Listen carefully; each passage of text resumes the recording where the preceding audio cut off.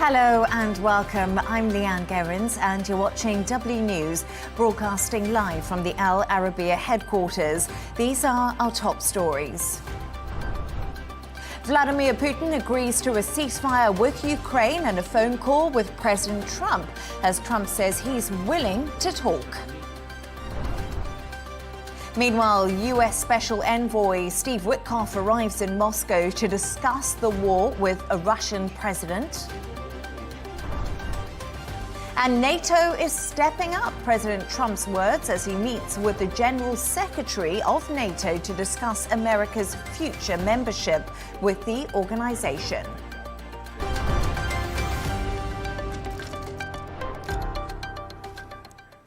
To our top story, and Vladimir Putin has said he supports the proposals for a ceasefire with Ukraine, but there are still questions to be discussed.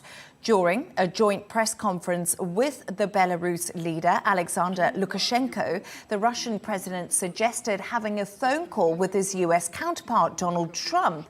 Here's what he told reporters. We agree with the proposals to stop the hostilities, but we proceed from the fact that this ceasefire should be such that it would lead to long-term peace and eliminate the original roots of the crisis. Let's get a live reaction from Moscow now and speak to our correspondent, Dasha Chernyshova. Dasha, thank you for joining me. Putin has agreed to a ceasefire with Ukraine in principle. What could the next steps be?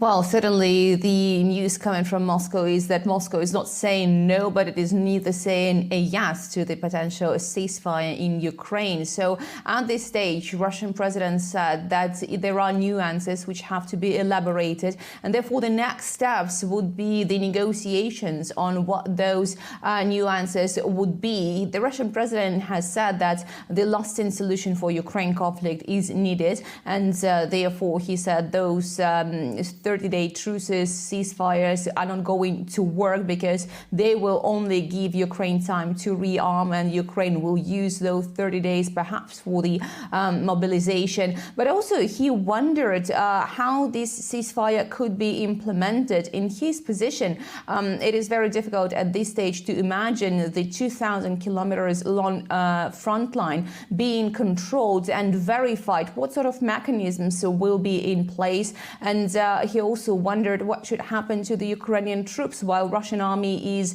advancing. He gave an example of the Kursk region where, according to the Russian side, the Ukrainian troops are now encircled, and wondered should Russian armed forces actually say, okay, now you can go. So there are many questions surrounding the potential ceasefire in Ukraine. But the good thing is definitely that Russia is ready to negotiate. Moscow says it will be checking its position with the United States, and definitely more talks are expected to bridge the positions of these two sides. Putin also spoke about reopening a gas pipeline for Europe. In what circumstances would this actually happen?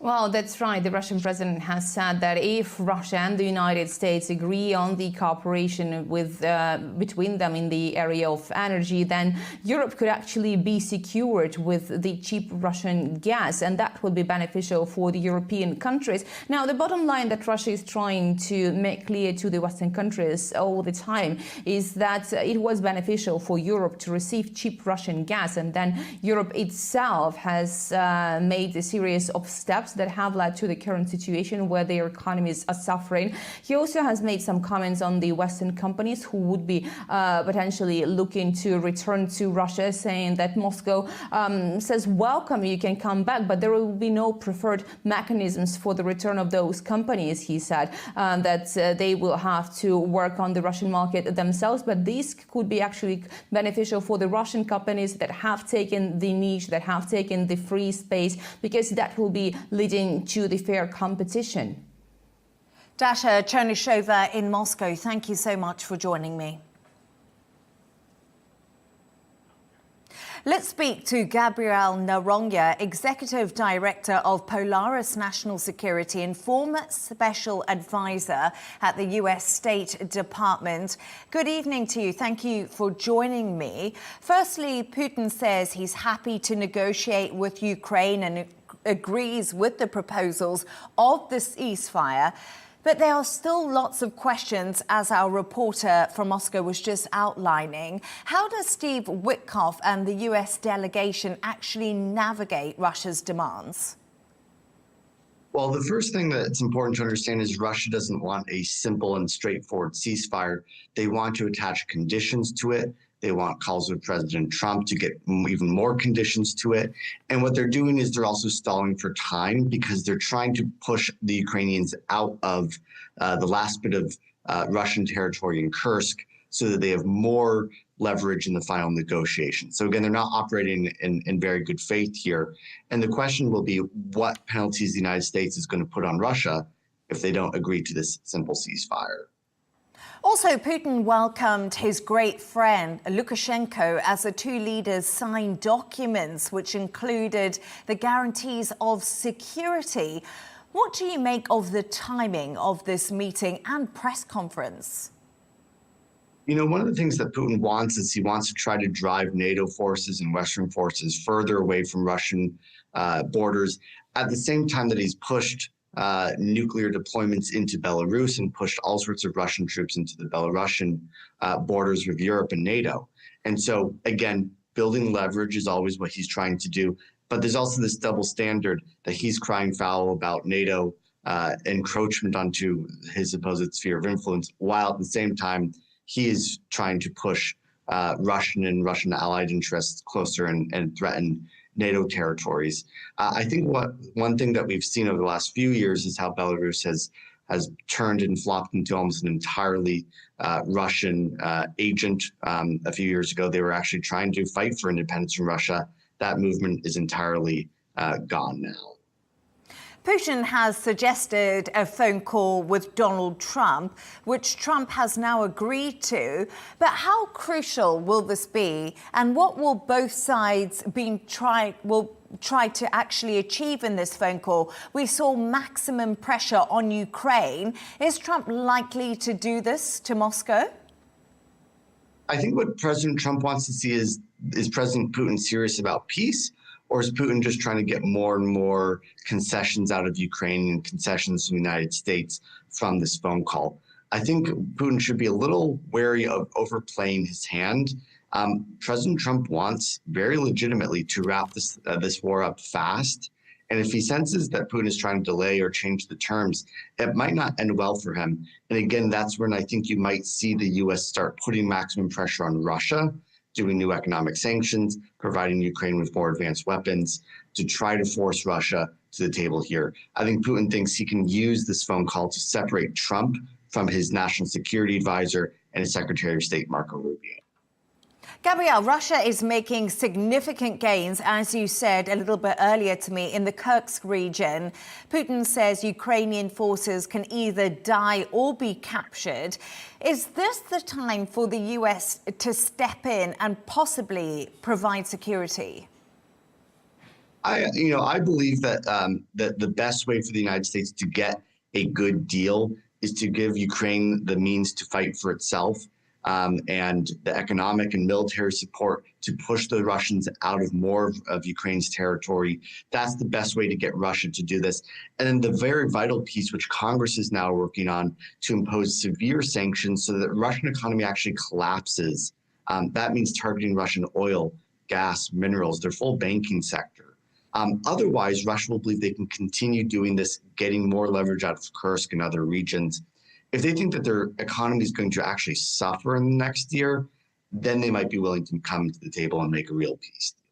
Some US officials fear Putin would use a truce to intensify efforts to divide the US, Ukraine and Europe, and also undermine any further talks. Can Putin be trusted? And are these fears actually legitimate? Well, Putin can never be trusted. He's a KGB officer. He's gone to war with the West over the past 15 years, and he is delighted to see the United States, Europe, and Ukraine fighting. as we have been the last month. All those fights and disagreements have only benefited Russia. It's hopeful that we are going sort of a new direction now, that Ukraine is being a little bit more cooperative with the Trump administration. So I'm hopeful that that period of bickering is over and we can have a united front.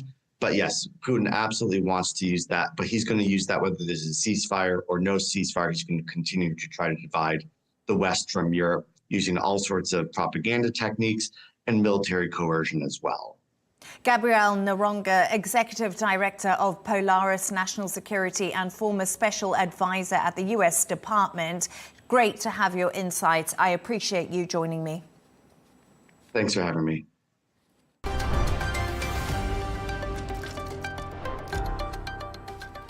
Let's take a look at some of the other stories making headlines today. President Trump has threatened to impose a 200% tariff on European alcohol as the continent retaliates to U.S. President's steel and aluminium hike. Posting on Truth Social, Trump threatened the increase on alcoholic beverages unless it rose back on a 50% tariff on U.S. whiskey. Now, the UK Prime Minister has announced plans to abolish NHS England, the organisation which runs the country's National Health Service. Keir Starmer told Parliament he was scrapping the arm's-length body to bring management of the NHS back into democratic control. It's hoped the change will cut red tape and allow the health service to focus on parents whilst providing more money for nurses. The former Philippines President Rodrigo Duterte has spent his first night in jail after arriving in the Netherlands last night. The 79-year-old, he was arrested this week, is facing charges of crimes against humanity at the International Criminal Court over his deadly war on drugs. And residents in Naples have spent the night on the streets and in their cars following an earthquake.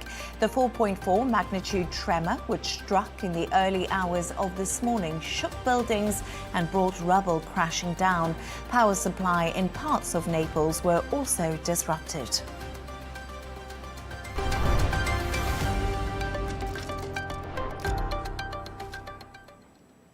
In the last hour, Donald Trump has said NATO is stepping up. It comes as the organization's Secretary General, Mark Rutte, visits Donald Trump at the White House. Their meeting comes after the president threatened to withdraw the U.S. from the military alliance if its NATO allies didn't spend more on defense. Rutte, who is the former Dutch Prime Minister, has been nicknamed the Trump Whisperer after talking him around on defense spending at the 2018 NATO summit over in Brussels. Of course, we have to see. I know that... Let's speak to former Deputy Secretary of Defence for Europe and NATO, Jim Townsend. Jim, great having you on the show. Thank you for joining me. Firstly, Russia and Belarus have accused NATO of hostile and destabilising actions in the Ukraine war. What exactly do you make of this? Well, NATO is not involved in the Ukraine war. NATO allies individually are, but NATO as an institution is not involved there. I think that they're trying to spread some rumors about what NATO's doing. Other than what NATO is doing is putting troops into allied countries that fear an invasion by Russia. But you're not seeing the NATO flag in Ukraine. President Trump has long pushed for NATO countries to spend more on defence. We heard about this in his first term. Is Mark Rutte the person to convince Trump to stay in NATO during this crucial meeting today? Well, Mark Rutte has a relationship with Trump that dates back to Trump's first term, because Rutte was the prime minister of the Netherlands at the time, and they got to know each other. So I think they trust one another, or at least have a relationship. So I think Mark Rutte is the right person to talk about it. But Mark Rutte has good news to provide to Trump, talking about how different NATO is today than where it was when Trump was president the first time, and talking about what the allies are now spending on defense today and where that trajectory is going. So there's some good news there for Trump. Ukraine has agreed to the 30-day ceasefire deal proposed by the US.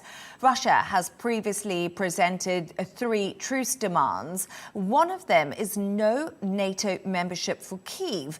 Now, will NATO refuse Ukraine membership after this? And how secure are other European countries from Russia? Well, I think NATO has said, and the United States has said, even during the Biden administration, that they weren't ready for NATO yet. But I think Donald Trump has come in and he's already said that NATO membership was off the table for Ukraine. So it doesn't look like Ukraine will get into NATO anytime soon, or if at all. So that's, I think Putin will probably get what he wants in terms of no Ukraine in NATO.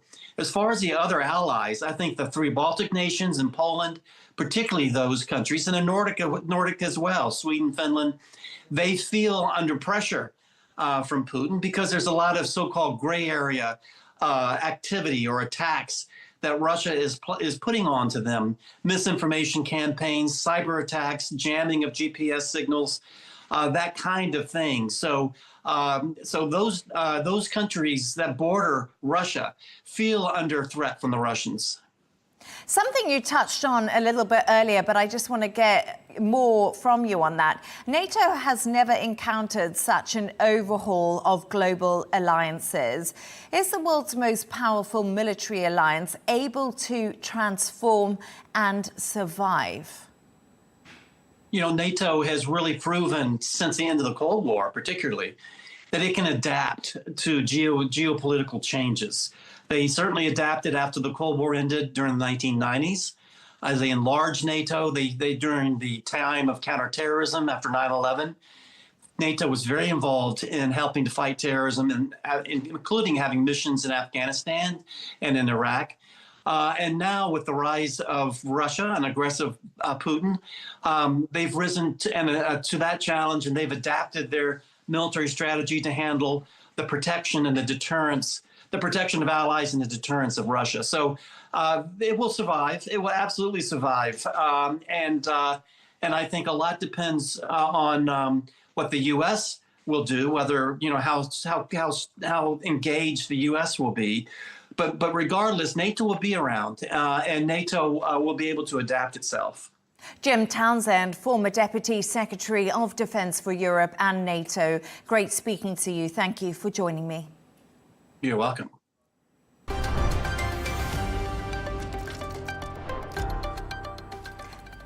Let's take another look at some of the other stories making the headlines today. The Trump administration's cut to US aid is impacting operations on Ukraine's front line. Aid workers have revealed projects have been halted due to the suspension of funds. Ukraine was the top recipient of US aid in 2024 at over $5 billion US.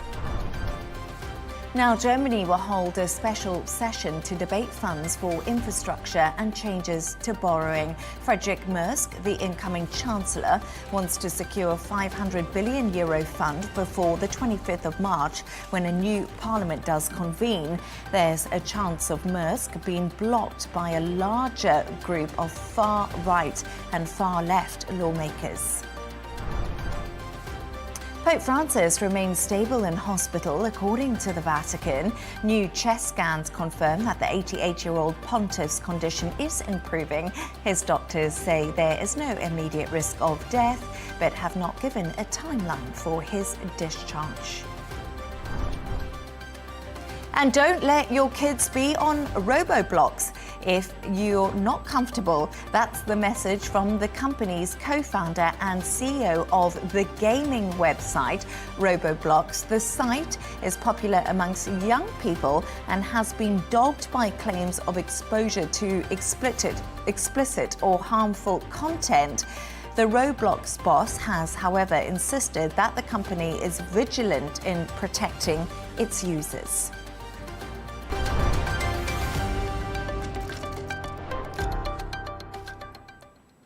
Now, a NASA and SpaceX mission that aimed to rescue 2 stranded US astronauts has been postponed. The Falcon 9 launch was put on pause after a hydraulic ground issue. Sonny Williams and Butch Wilmore have been stuck on the International Space Station for 9 months after complications with a Boeing spacecraft, which was deemed too unsafe to return. Sarah Firth has the story. Environment as they're waiting for launch. 3, 2, 1. Liftoff. Delayed.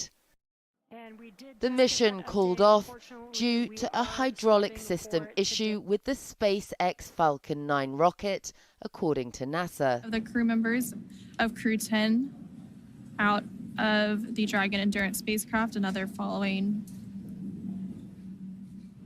right behind, and it looks like those are the 2 mission specialists for Crew 10, so JAXA astronaut Takuya Onishi and Roscosmos cosmonaut Kirill Peskov.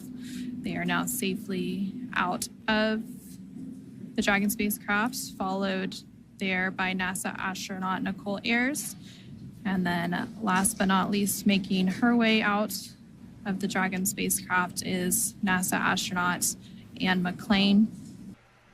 It wasn't only Crew 10 delayed. The launch of the replacement crew of 4 astronauts to the International Space Station was set to put in motion the return of another NASA crew. Anyone, Elsie? US astronauts Butch Wilmore and Sonny Williams have now been stuck in space for 9 months after a trip on Boeing's faulty Starliner. Wilson's statement before their takeoff proving prescient. And we all know that when the going gets tough, and it often does, the tough get going. And you have. And Sonny and I are honored to share this dream of spaceflight with each and every one of you. So with that, LC, let's get going. Now let's put some fire in this rocket.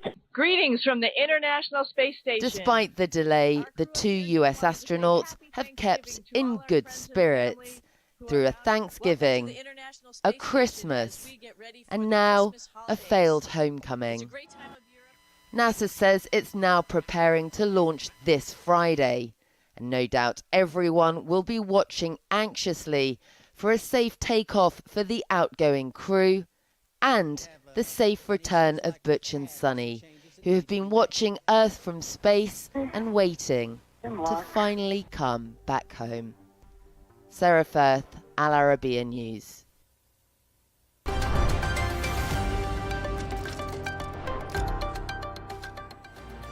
Let's take a look at the top business news now. European stocks and US futures slipped on Thursday as investors turned their attention back to an escalating global trade war. This comes after a mild rally on the back of softer than expected US inflation data on Wednesday. Stocks fell in Asia, reversing initial gains, while gold climbed to within $10 of its record peak, and the safe haven Japanese yen also ticked higher. Now, Donatella Versace will step down as creative director of fashion house Versace after 30 years in charge. She took over the label in 1997 after the assassination of her brother Gianni. Miu Miu's Dario Vitale will take over from Donatella on the 1st of April. There are reports that the fashion rival Prada, who own Miu Miu, are in talks to buy the brand. Turning to the sports news now. Boxing world heavyweight champion Alexander Usyk has been ordered by the WBO to begin negotiations with Joseph Parker for a mandatory title defense. Parker retained his interim WBO title in February with the second round knockout win against Martin Bakol. And Real Madrid have beaten rivals Atletico 4-2 on penalties to reach the Champions League quarter-finals.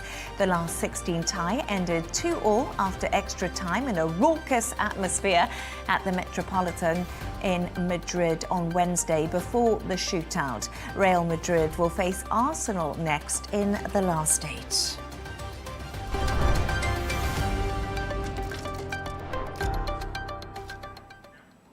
Now, Turkish forces have killed 24 Kurdish soldiers in North Iraq and Syria over the past week, according to the Defense Ministry. It comes as a deal was made earlier this week between the Kurdish-led SDF and the Syrian government to integrate all military and civilian institutions into the Syrian state. This included an agreement to integrate the Druze-majority southern province of Seweda into state institutions.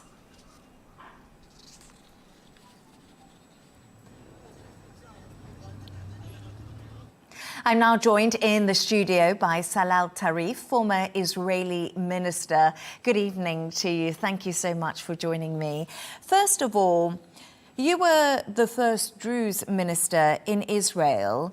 What do you make of the integration agreement, and could accepting it be seen as declining Israel's support? First of all, thank you for having me now. Then I was the first Israeli, not only Druze, but Arab minister in the Israeli cabinet. Then about what's happening in Syria, the situation is something else, you know. All the world is watching what's happening in Syria, and more the Druze and other minorities. We had a bad experience, really, because Mr. Jolani, Mr. Ashara, have been dominating the area of Idlib, and 18 Druze villages have been demolished, and young people and families run away and flee to Turkey and to Europe because they are Jews, not something else.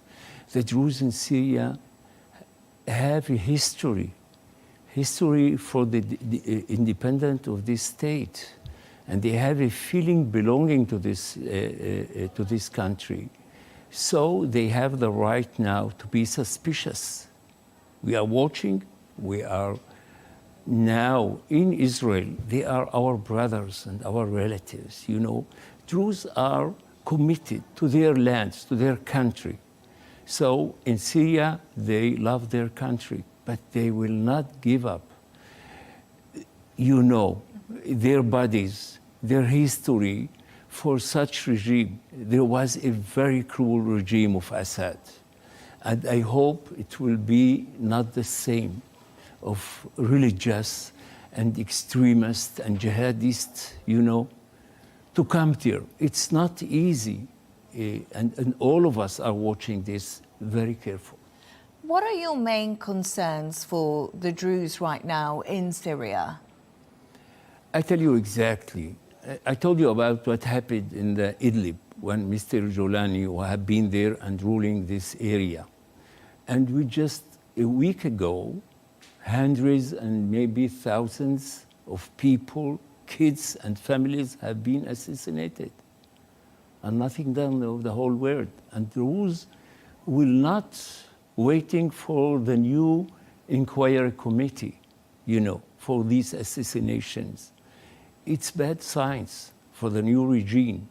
And so we are obliged and we are, you know, committed to help each other in whatever, in which state they are.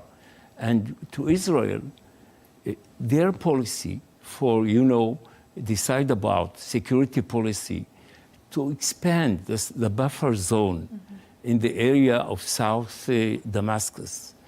It's Israeli policy. It's not related to Druze reality, you know. And that's why our relation with the Druze is something else. It's not related to our states, which is, you know, as enemies. It's not, no relation between Syria now and the past and Israel. So this is the complicated situation we are in. Very difficult situation. Yes. What is your expectation for the future of the Druze community? Look, it's depend.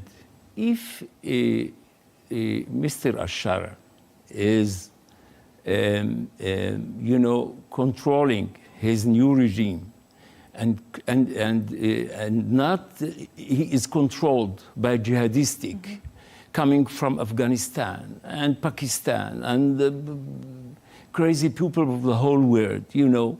If this is the face of the new regime in Syria, the Jews will not agree to be a part of in any circumstances.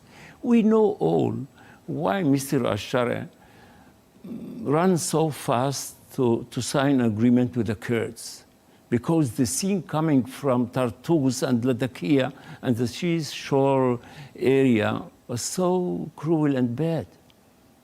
And this is the situation we are. So I think the Druze, in a case that they have a place in the government, in the parliament, in new reality, I don't know if there will be democracy, you know. Ashar appointing himself as president, his friends as ministers, as a government, and others, you know. I'm living in democratic state. I will not agree with such situation. I will not want to be a part of living there. There are people are starving, no food, no clean water, you know. We are helping our community now, humanitarian aid. That's what I wanted to ask you. Al-Shara obviously came in and there was a lot of hope for Syria. Yes. You know, there was a hope for change. What does it mean for the rest of the Arab world if Syria is in a safe place? I hope that we will get another future. The experience of the past is so bad and so not good, you know. But we have to be optimistic. Saudi Arabia now trying to help Jolani. I hope they'll influence him to go in the right direction. The people of Syria, I feel sad about them, their life, you know, I know them. I met them in London, every place in the world. And they feel so bad about their family and their fate. So I hope something will change. But if you ask me honestly, I'm so worried. I'm so worried about, because I know these people now come to power, where they start and what they done in the past. I hope we'll have another future. Just not only for, it will be dangerous, not only for the Syrians. The Muslimic fanatic movement will affect Jordan, which is nearby, will come everywhere in the Middle East. I hope that will not happen. I hope we will have a new era, first of all, for the people of Syria. Here's to a new era. Thank you so much for joining me. I really appreciate you having on. That was Salah Tarif, former Israeli minister. Once again, thank you very much. Thank you so much. Thank you.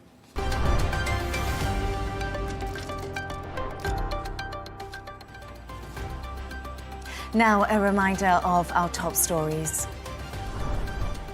Vladimir Putin agrees to a ceasefire with Ukraine and a phone call with President Trump as Trump says he's willing to talk.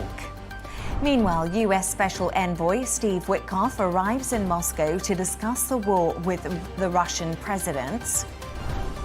And NATO is stepping up President Trump's words as he meets with the General Secretary of NATO to discuss America's future membership with the organization. And that's all from us on W News. Thank you so much for joining us. A special interview with Adam Borla, the US Special Envoy for Hostages and Negotiations, is coming up next, followed by The Dressing Room. And of course, don't miss Tom Burges Watson with GNT. Lots to watch tonight. Thank you for seeing me. Good night.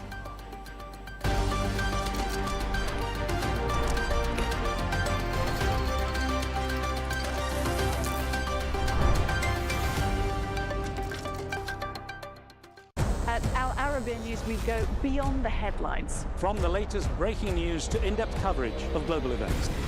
We're not bought or sold. Nobody owns us. The loss of life, the destruction of property. The conflicts are such a terrible thing. Context and analysis to help you see the full picture. The world is in a very dangerous place. Join us on Arabiya News. It's very impressive.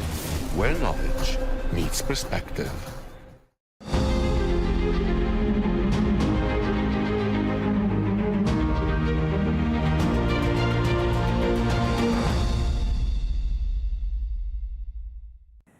Hello. Hello and welcome to this special interview on Al Arabiya News. I'm Joanne Soria. We're joined by U.S. Special Presidential Envoy for Hostage Affairs, Adam Boehler from Washington, D.C. Mr. Boehler, thank you for joining us. Let's start with your recent direct talks with Hamas. Can you tell us more about why this meeting took place? The reason that I met with Hamas like that is because I'm a big believer in dialogue. I think that through dialogue, one gets to understand various people. And I think the meetings with Hamas gave me some hope. One, it gave me hope that there would eventually be an end to something that's not productive for many countries. It gave me hope that there would be an opportunity to rebuild Gaza and that there was some flexibility on the Hamas side where there wasn't. So I know there's talks going on this week, but I'm cautiously optimistic about some advances and especially about some hostages coming out. Can you share more details on who from Hamas's leadership you spoke with and what exactly does the U.S. offer presented to Hamas entail? The specifics of people at this point, I'm going to keep them to myself. Sorry. As far as what was offered and the discussion, we talked quite a bit about one of our American citizens that is still in a tunnel. Alexander is his last name. We spoke a lot about him. We spoke about there are 4 Americans that are no longer living. As a first take, the United States is committed to finishing this and seeing it all the way through, all hostages. But there was a discussion about them. There was also just a discussion about how they would be a lead-in to all of the hostages being released in return for some prisoners on the Palestinian side. This is an exchange for what? What incentives did you offer Hamas in return for agreeing to this proposal? Well, it was a discussion about how to think of things going forward. And my real question to Hamas is, what does this look like? And a lot of people have said, what does this look like the day after? And the day after seems to be something that's an extended truce where Hamas disarms, is not part of the political process, but then Gaza is rebuilt. And I thought that suggestion was not a bad one at all. I think we could work with that, and it gives a vision to what can happen in the region. Because I think at this point, my President Trump, the Americans, we want stability in the region. I think we want end to dying. We want people to worry about spending time with their families and going to a supermarket to get food, not constant back and forth where people are dead. And what about the future of Hamas members? Was this topic also discussed during the negotiations? Yeah, that's what I was referring to. I mean, I think that at this point, you have a group that probably is not a political entity at this point anymore. I think there's been too much. It's very hard to support a terrorist group that is like that. And I think Hamas knows that. And so I think it's time for Hamas to kind of lean back and lick their wounds. So I think the future of the leadership in Gaza or the leadership in the West Bank should be leaders that care deeply about their people, that represent their people. And I think that's always a positive thing. I think the Palestinians have always been in a tough case. They've always been there.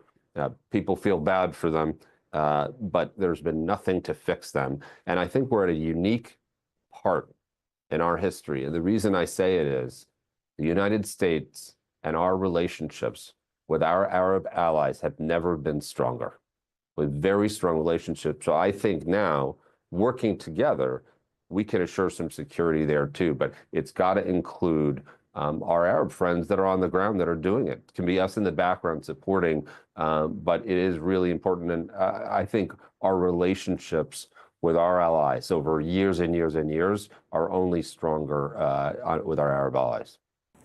So from what I understand, these negotiations call for the release of several living hostages, including American soldier Idan Alexander, who holds U.S. citizenship, along with the remains of 4 other Americans and additional detainees and hostages. The Washington Post reported that this would be in exchange for a 2-month ceasefire extension and the entry of humanitarian aid into Gaza. However, you also demanded the removal of Hamas leaders from Gaza and the surrender of their weapons. Is this all correct? I think there were a lot of mishmash of discussions that you just mentioned of different things. I would say that our efforts for Idan and our other 4 Americans are direct in that way. It's an opening to get all folks. So think about it as a discussion item where we can make progress together very quickly. It's very important to the president. We make progress quickly there.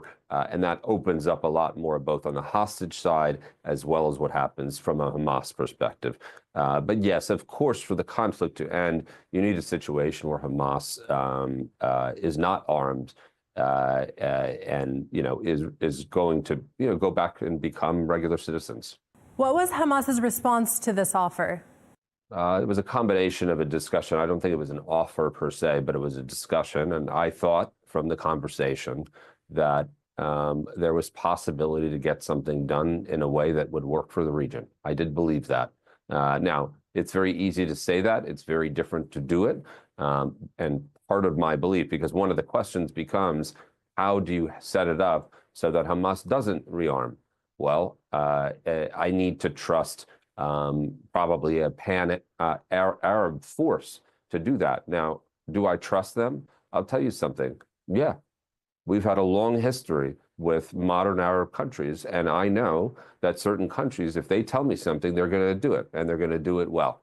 And that's different. It's actually, I think some of you may know, I worked on the Abraham Accords. A lot of that was bringing countries together against extremism to work together. So what is this? When we think about working together to ensure that Hamas doesn't rearm, that's against extremism, right? The connection Hamas-Iran is well known. And so the key here is making sure that you don't have extremism, you have moderation in the area. And that's not going to be a U.S.-Israel thing only. That's going to be with our Arab allies. And the net result of that will be people's lives will be better finally. Regarding the American hostages, Idan Alexander and the 4 other remains, has Hamas agreed to hand them over to you? Hamas is thinking about it, among other things. So I did not walk away with the hostages that day. But as you may imagine, usually things don't happen right away. So I think they got the points we were making. I think I got some of the points they were making. And now I believe Steve Witkoff is headed to the region. And you'll see we've got a great team working in this region between Marco Rubio, Mike Waltz, who runs national security as national security advisor, Steve Witkoff, me. There's a really good team that the president has put together. And so now you're going to have a few more people out there, and I think they'll advance the talks. Mr. Bowler, is there a deadline for these negotiations, which you say are still ongoing? I would say the deadline is the president's impatience. And I mean that with love, because the one thing he is not liking is very slow outcomes. And so really, let me be specific here. So many lives are at stake, and every day matters. And the president is very sensitive to that because he cares. He cares about the people. By the way, I'm not just talking about Israelis. He cares about all the people that are dying. And so what I would say is there is a constant clock ticking in our heads. And so we didn't say it's this deadline, but I'll tell you something. There are not many days where I don't think about this when I rise up and when I go to sleep. Will Steve Witkoff's visit to Doha be the last in these negotiations, or is there room for more discussions? I'm sure there's going to be more negotiations, and maybe it won't end next week or this coming week. But I think it's got to end soon. And so his biggest worry, it's my biggest worry, Steve's biggest worry, my biggest worry is continued talks. We're not talk people. We're action people. The president is not a talk person. He's an action person. It's actually why we do things very well. And he actually happens to be a very consistent person. He may say a number of things, but if you watch what he does, he takes very quick action, and it makes a big difference. And so I would say our biggest concern is talks and talks and talks and talks and talks while people die. So I think we're getting to the point soon where no more talks. And I think what you see in the president and what he's saying to Hamas is frustration on talks. And one of the things that I emphasized to them when I was with them was that this wasn't something that we could put on the same timeline, because by the time we'd agree to something, everyone would be dead. So we need to move them quickly. It needs to be very, very quick. And the president had said, or else the president will take other action. I know him well enough where if nothing is happening, he's going to take other action. What is Israel's stance on these negotiations? Were they coordinated with the Israeli government? And now with the Israeli energy minister's order to cut off Gaza's electricity supply, does this suggest that the talks have failed so far? I don't know. I didn't know that about the Israeli minister with electricity. We did coordinate before, but Israel knows also that the United States is a separate country. We have our own interests too, oftentimes, and a lot of times they align exactly with our great ally Israel. But when we have citizens there, we need to be extra focused. And in this region, we have a lot of interest. We've been very impressed with the start of Abraham Accords and some of the back and forth countries where Jews couldn't go to and where Muslims wouldn't be able to go, and seeing weddings in UAE. I mean, all of these things that you never saw. I thought it was very nice to see how that thrived over time. And so these talks certainly directly implicate bringing the region together, because if we bring the region together, and I'll tell you, in my opinion, thank you, Israel, for weakening Iran, because the reality is we have more of an opportunity than we've ever had to be a very, very strong region here in the Middle East that is led by Arab countries and Israel together. And that's a unique time in history. Are there any obstacles slowing down or delaying the progress of these negotiations? I think there's obstacles and stops all the time in the negotiations. I mean, more than normal, no. I mean, I think they are very difficult negotiations because there's a lot of emotion behind them. And there are people that you would look at, and I've done it myself, and say practically they should do X, Y, Z, and they won't do it, even though it seems to practically make sense because of either political reason or because of long-held beliefs or emotion. Those things are hard. There's a lot here. And in order to be successful, people are going to have to start saying, what happened, happened. And we know it, and we won't forget it, but now we're going to think going forward. And that is not an easy thing to do if your family was killed. And so I recognize that's not easy. But if we never get there, it will never end. And so that's why some of these conversations have to happen. It's why they're taking a while. But as I said, I do have hope, because I will tell you, I believe that Gazans are sick of it. I believe the people of the West Bank are sick of it. I believe that Israel is sick of it. And I'll tell you, the United States is sick of it. And so at this point, it's time. And I think everybody wants it to be time. American journalist Austin Tice, who's missing in Syria, do you have any information on his whereabouts? Well, given all that's going on in Syria, it tends to throw up a lot of dust in the air. It tends to make it a little bit difficult to know everything about Austin Tice. But I can say that we do plan to send some FBI teams in at some point to continue to identify and look for Austin Tice. We owe it to Austin. We owe it to Austin's mother and his family, who I've met many times. They're wonderful people. And so we're not going to give up on Austin Tice. Austin Tice's mother recently traveled to Syria and met with President Ahmed al-Sharaa. Did she receive any answers about his fate or the group holding him, if he is indeed being held there? The main thing that she said was that she had a very positive visit, and that he offered her support for the continued searching of her son. So President Biden previously stated that he was aware of the former regime's detention of Austin Tice and called for his immediate release. The previous administration had information indicating that He was being held by the former Assad regime. Is that still the case? Yes, well, that may be. But I wouldn't rate the previous administration or Biden as the most effective president ever. So we'll see how it goes going forward. On the topic of hostages, how do you assess Saudi Arabia's role in securing the release of Russian-American hostages in the past negotiations? I'm excited about the Saudi role here. I think that they're playing a great role as mediator. They've got great relationships across countries. And I think Saudi is going to become a much, much bigger ally for us over time. That's natural. So I appreciate them holding these talks. I think it's a great place. It was a great place to meet Putin and meet a Russian team. And I would say that this is a great place now to have this Ukrainian discussion. So I'm very excited about those talks in Riyadh. Adam Boehler, U.S. Special Presidential Envoy for Hostage Affairs, thank you for your time. Thanks for having me on.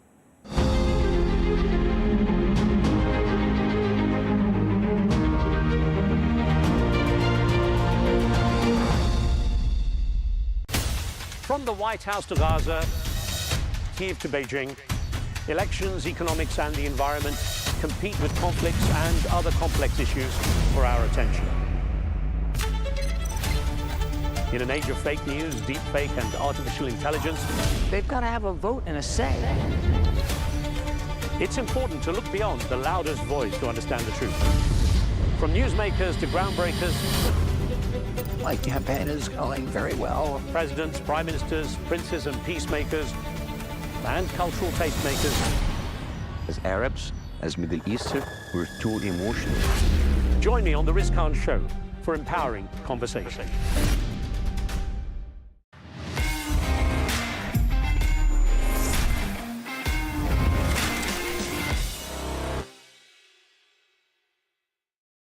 Welcome to the dressing room with Al Arabiya News. Talking about recruitment, I just want to jump off piste a little bit. Something caught my eye this week from FIFA for the World Cup final. They want to do a halftime show. I mean, what kind of nonsense is that? I mean, first of all, if you're a player, show, that's a 45-minute. Half-time's long enough as it is. Yeah. Because you start to cool down a little bit. Yeah. I never want a half-time. I don't need that break. I'd rather just crack on. Yeah, but you're Wayne Going in Bridgeskis. 15 minutes and having that break. You don't want a half-hour break. You're the man that climbed Mont Blanc with me and went to play golf when I was in my bedroom questioning my life because I was in so much pain. You're climbing mountains. No, but no, you can't. You don't love a half-time break, surely. No, I don't love. No, I did. Sometimes I did. Running after players like you, yeah. Give me. But forget that. I'm thinking from the players' perspective. It'll be annoying. Yeah. But I'm thinking of it from football's perspective, right? 45 minutes, right? Let's just say England are in the final. Please, God, England are in the final against Brazil, and you're losing 1-0. And then, I don't know, Lenny Kravitz comes on and you got to, for the fans, nobody's watching, no England fan will be sitting, unless you get the return of Elvis coming back, it ain't important. I don't know who you get up there, right? If Bob Marley comes back, then it's countable, bring him Michael back. Jackson. Yeah. I would watch Michael Jackson. I'd say, listen, take an hour. Go to a concert. Don't go to a football game. This right, and I'm gonna. It's annoyed me. It's really annoyed me, actually. Why has it annoyed you? Because it's like, stop messing with football. Yeah, just go to a game. You want to go to a concert, go the next day. Afterwards. I disagree with you. I disagree. I feel like you're being old. You're being old. No. You're being old. Hear me out, right? It's not football fans won't want it, Coley. Who are you to speak to about football fans? I'm telling you, they don't want it, mate. Do you know how many people sold that? Do you know how many people? Yeah, was at this thing the other day. The social media guys, their event. Yeah, that's just like they do sell out 90,000, wouldn't it? Yeah. There's loads of entertainment in that. Yeah, listen, and that's who they're marketing to now. Yeah, no. Not us old school boys. No, but old. Like sometimes tradition matters, Coley. Right? I went to the Super Bowl, right, in Miami, and I was hungover, and I thought, and I don't really like. I respect the NFL, but to NFL in America, people are so important to them. Like people are so excited, and I was there, and I was watching it. And I was like, I didn't really understand what was going on, but I was there as a tourist. You know, when he's footballing tourists, right? So I shouldn't have been there. I was watching Patrick Mahomes' the Chiefs. Yeah. So I'm there, I've got a ticket, I'm a fraud, I don't know what's going on.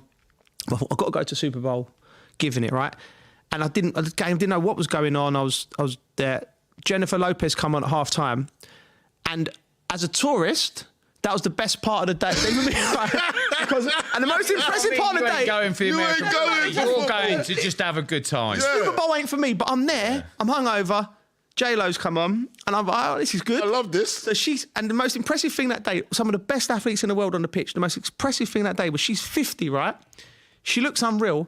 She done a knee slide like Thierry Henry on the hills. No, she didn't. I was up clapping. No, she didn't. No, she did, man. She done a knee slide. Oh, she done a knee slide across the thing. Wow. And I'm there, I'm clapping. This is blinding. But then I'm sitting there with the fans, and they're real fans. Like, it means something for them, their team to win or lose. And I'm chatting to them, and they're like pulling their hair out. Yeah. So they wasn't even interested in J-Lo. But no. So I'm just thinking, yeah, but I'm a fraud. Yeah, but there's a NFL ain't for me. Go to a concert, Coley. Listen, Don't mate. go to a football game. Mate, I tell you what. You'll have the real fans won't be going then. You will have. That's what it's going. It's going like that. It's getting franchised. This is what I'm saying. Like it's being Americanized. We know what's going on, and we've got to go with the times because that's what's happening. Listen, mate, listen, I love music, but. Yeah, I love music. I'd rather go to a concert. They're monetising. They're monetised. Like, they're always sitting there going, how can we make more money? Yeah. Sell more adverts? Yeah. Like, no, football's more than that to certain people. And it is to me. It is to me. Did you see Infantino with Donald Trump? What happened? Tell me. It's comedy gold. Right? It's like going to a concert and halfway through the concert going, I just watched 20 minutes of football. We've got 5-0 coming. I wouldn't mind that. No, Coley, you wouldn't. Mixing football and music together is perfect. Nah. I wouldn't mind that. Nah, listen. I'm not playing anymore. I'm more worried about the players. Now, having a half an hour break, because it's going to be about half an hour, isn't it? 45 minutes. It'll be 45-minute break. Mate, you got to do the stage, get whoever's up there. Mate, it's too long. 45 minutes. All right, okay, so at 45 minutes, if I've had a bad half, a really bad half, I would like to... Mate, then you're cooling down, then you have to get warmed up again. I love to reflect. Well, this is it could go two ways. The biggest game in these players' career... Yeah. The biggest game, and you're telling me you're going to change the format because, I don't know, Taylor Swift's up there singing a song or something like that. And no one's interested. No one will be interested. I don't care who you I might like Taylor Swift. Yeah, don't care. No one's interested. You're going to watch the World Cup final. This means something to, like, legends are born on this day. Yeah. Like, not just legends are born. I watch World Cup games and as a young kid and something coming to me that I want to do that. I want to be a footballer. It's something that here, like, dreams are made, and you're telling me we're going to stop all that to make a few quid. Yeah. And I don't agree. I'll tell you what, I agree with you on this, and I do agree with you. Don't get me wrong. I'm just being devil's advocate, right? Yeah. But this is He's just trying to be annoying. Yeah, I was. I come for his assets. He came for me earlier. I'm on him. I'm on him. Anyway, before why I'm saying this, and we'll talk about the Donald Trump thing. Go on. So when what's his name? The Infantino. Infantino goes into the office, into the Oval. Yeah. He goes into the Oval. He brings the new World Cup out. I'm like, first and foremost, it's not a cup. It's a trophy. Right. Yeah. So he puts it down, and he's got this key, right? Yeah. So I'm thinking, here we go. What's he gonna do? Is he gonna let Donald do the Donald? Is he gonna let Donald open it up and see what it does? Yeah. Right? Yeah. Like, no, Infantino, because he's the big I am. Yeah. He does it.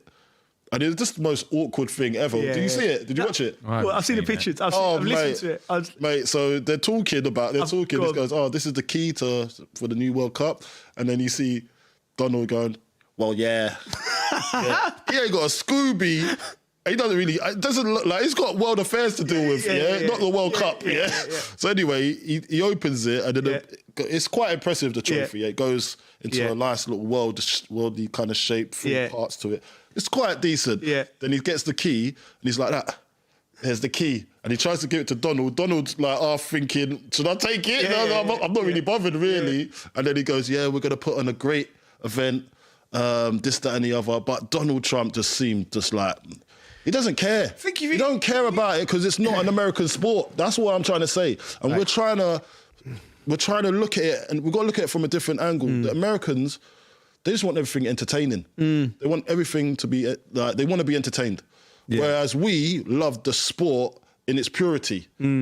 Now, if you're going to be selling franchises or shares to these football clubs, you're going to have to come with that now. You've got to have to accept that this is where it's going to go. It's going to be more advertised into that space now. Yeah. And we've got to get a little bit more cornier, because we're not corny people over here. We're kind of conservative. But we've got to open up to the prospects of it going to be advertised into that realm, and that's the way it is. It's just the way it is. I'm not having it. I'm not having it. No. I'm just being like nice. Yeah, I know what you're doing. But you're not having it. I'm just not having it. No, I think if you're the president of FIFA, right? You got your job is to your primary job is to spread football around the globe, right? But also to keep hold of what's sacred about it. And I just don't like any. I think at any level, don't mess with something which is already the best game in the world. It's already touched the hearts and minds and souls of so many football people around the world. It means so much to so many people. They just want to make it. They think they can make it better. Listen, that's what it is. Unless Infantino brings me Bob Marley singing at half time. If he thinks we can get, if they find a way doing that, then I'm on board. But no. What do you think, Bridgie? What do you think? Yeah. Leave it or just I told you add to leave it? Yeah. Oh, you don't want to add to it, no? No, Okay. I don't need to. No one wants to go to a game and then watch that. Yeah, we go afterwards to the concert. Yeah, we go to the music thing after. All right, cool. All right, Have a party after. All right. Talking about parties, Tottenham's comeback. Oh, that was 2-2. Nice. That was nice. What you just done there. Do you know what I mean? Yeah. Received the ball from the fullback. Yeah. On the half turn. Yeah. There were some goals in that, by the way. Some good goals. You've seen them. What was your favourite? The Spurs first. That was a cross, right? Yeah. That was, come on. He didn't even celebrate. Yeah. He was like, okay, went in, let's crack on. So, do you see the Bournemouth one disallowed for offside? Go on. The build-up to that was good. I don't know if you've seen it. The Bournemouth goal. Yeah. Private goal, yeah. I don't know who was down on the left. Yeah. Beat a couple of players, run up the wing, mate. It was offside. It was a brilliant goal. Very good goal. They're good to watch, Bournemouth. They are good to watch. Very good to watch. They're very good to watch. And the manager's been linked with Real Madrid, hasn't he? Yeah. So that's from level. Bournemouth to Real Madrid. That's a big old jump. Well, that's levels. But for Tottenham's perspective, I think Ange just 2-0 down. 2-0 down. He's come back. They got the European game, which is do or die for them, really, and for Ange. And I think he sort of alluded to the fact it could be the biggest game of his career, which is massive. It's a long career. If Spurs go out of Europe, it's season over, isn't it? Oh yeah, it's done, done and dusted. This is the only thing they've actually got something to hold on. Yeah, I had the usual. My pals went to. They've had a few protests as well down there as well. Yeah, man, there's protests everywhere, isn't it? What's going on? Yeah, but listen, I had the usual for this 90 minutes game, Spurs versus Bournemouth. For the first 60 minutes, the group chats were popping off. Ange out. From 60 minutes to 90 minutes, we are Tottenham. We're going to do this. We're going to do that. We're going to win Europe. It's like it's clubs. It's just the direction of it is just all over the place at the moment, isn't it? It's I just don't know. With Spurs are a team that has, first and foremost, they're trying to find their identity again. Yeah. Because they don't even know what they're being called. Yeah. Who are we? Where are we? Where are we? What are we doing? So they got that to source out first.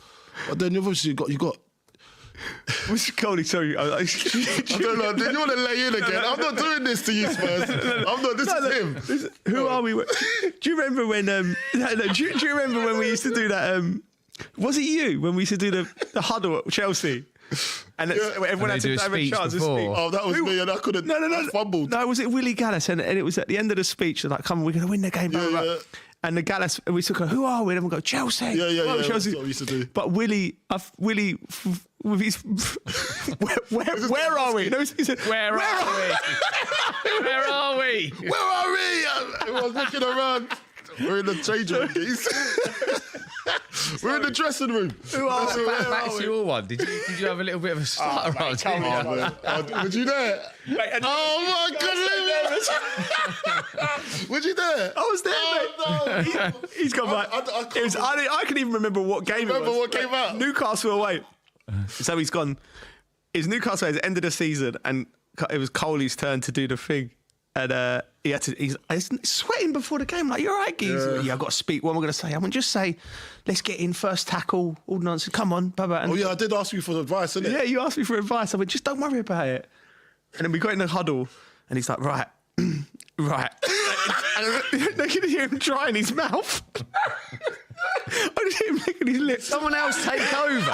Did someone else take over for him in the end? He went, I don't know what I'm saying, boys. He just didn't get nothing out. That was I know you go that. Do you know what? That was a chuckling to yourself. Mate, that was the worst time of my life. Yeah, I wasn't thinking about the game. The game was irrelevant. That's what I mean. If you thought about it that much, surely you'd have prepared yourself a little bit. I did. I tried. I thought I did. You should have wrote it down, maybe. I prepared myself. So I was in the huddle. I was like, yes, lads. Brain dead. Yeah. And he's like, we're going to go out. I said, we're going to go out there. We're going to go out there. And then JT gone, what Coley's trying to say is...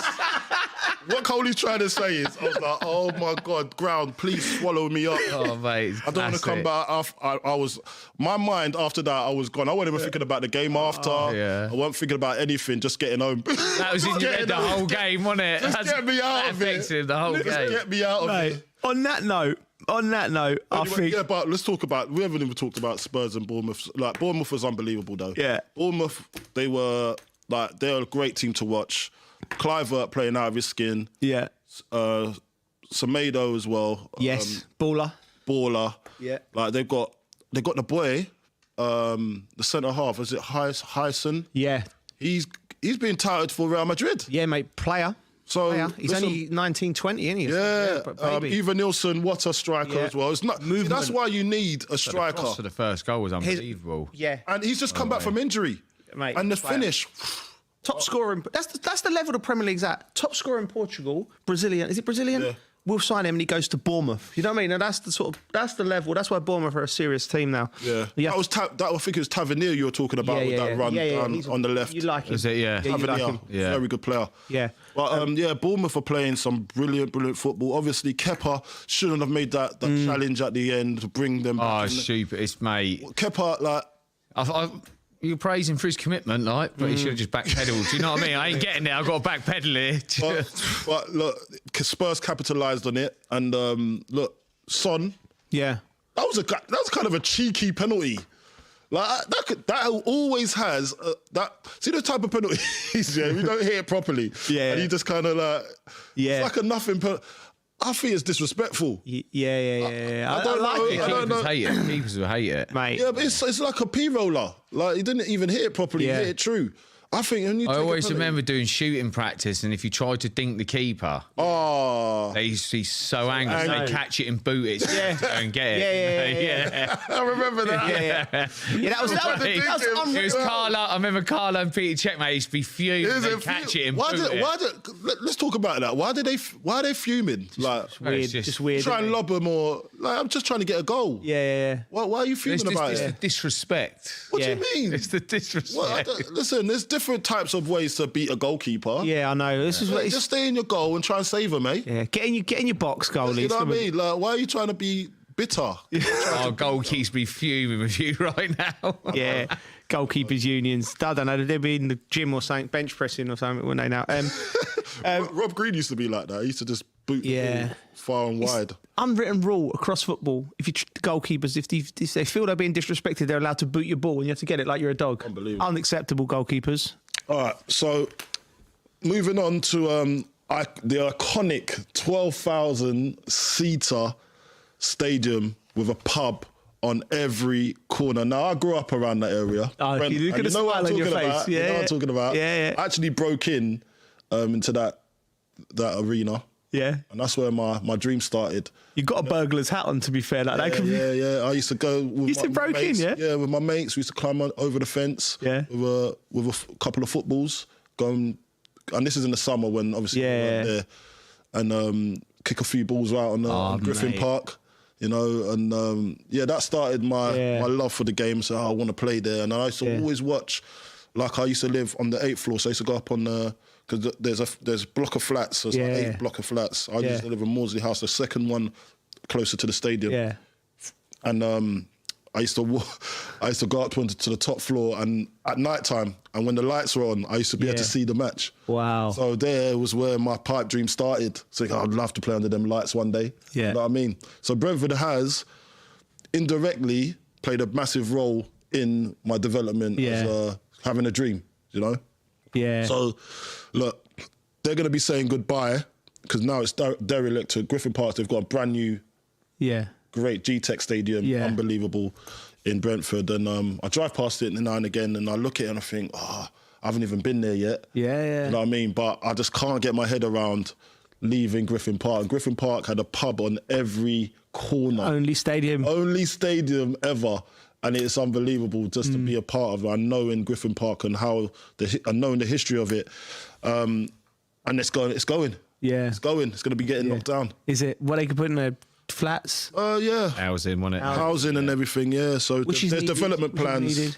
So it's been sold to developers called Eco World. Yes. And they've been seeking permission to build 149 new homes. And I think... Same happened when I was at Southampton to the Dale. Yeah.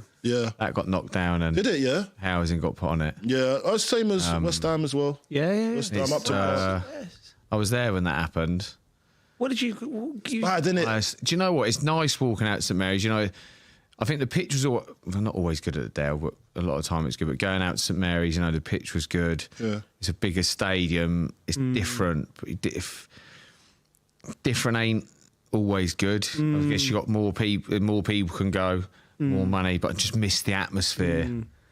The atmosphere was never ever the same again. Yeah. Because you always had that. There's always that one end or that one section where it's them die-hard fans, and you can always hear them singing. Yeah. Do you know what I mean? And I think it being closer to the pitch, as well, always felt like you were tucked in. It always felt like a good atmosphere. The Dell was a joke, wasn't it? How close it was. It was close. Like, you know, to take a corner, didn't have much of a run up or anything like that. Literally touching the first fans are on you.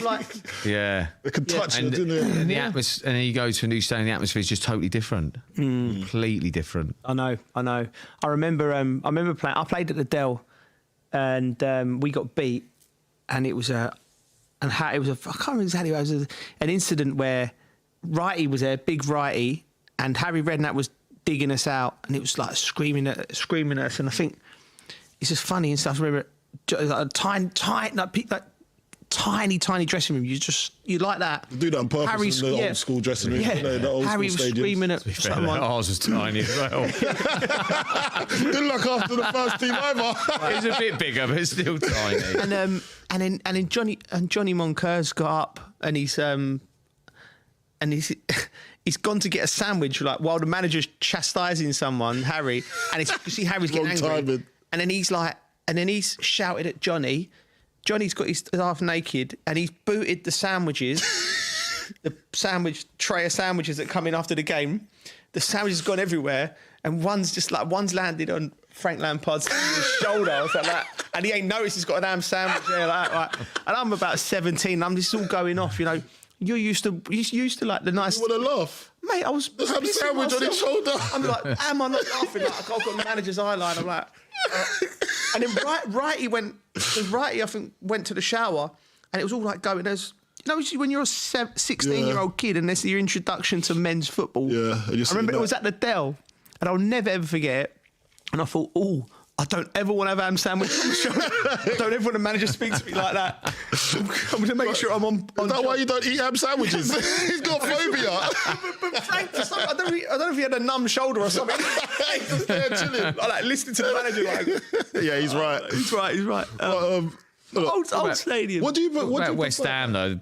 That's different. Upton Park. Upton Park's different. Yeah, that's different now, isn't it? Going there. I was there the other day. Well, I went. That was the first. I took the kids to the West Ham game. That was the first game they went to. You saw at London Stadium. Yeah, didn't you? I was just mad. The difference. Yeah, it's so different. Yeah, it has its like you said, Bridgie. It has its charm. Like one of them European nights was good, Coley, when we was working and the fans are at it. But it's just so far away from them. Yeah, that's what I mean. So far away. But having said that, 62,000 West Ham fans more get to go. That's what I mean. More get to go, but the atmosphere doesn't. all them Doesn't seem kids the that get to same. go with their Yeah. mums and dads to watch the game. That's brilliant. I got a thing to say about that though. I look at it, I think, do you know what?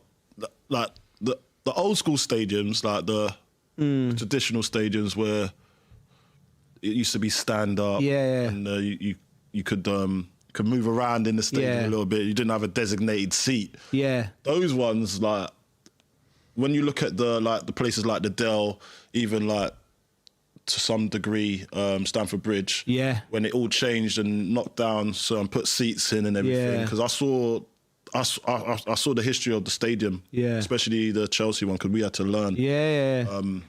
As a scholarship when we're doing our scholarship and the history of the club and everything. But when you see the development, it is impressive.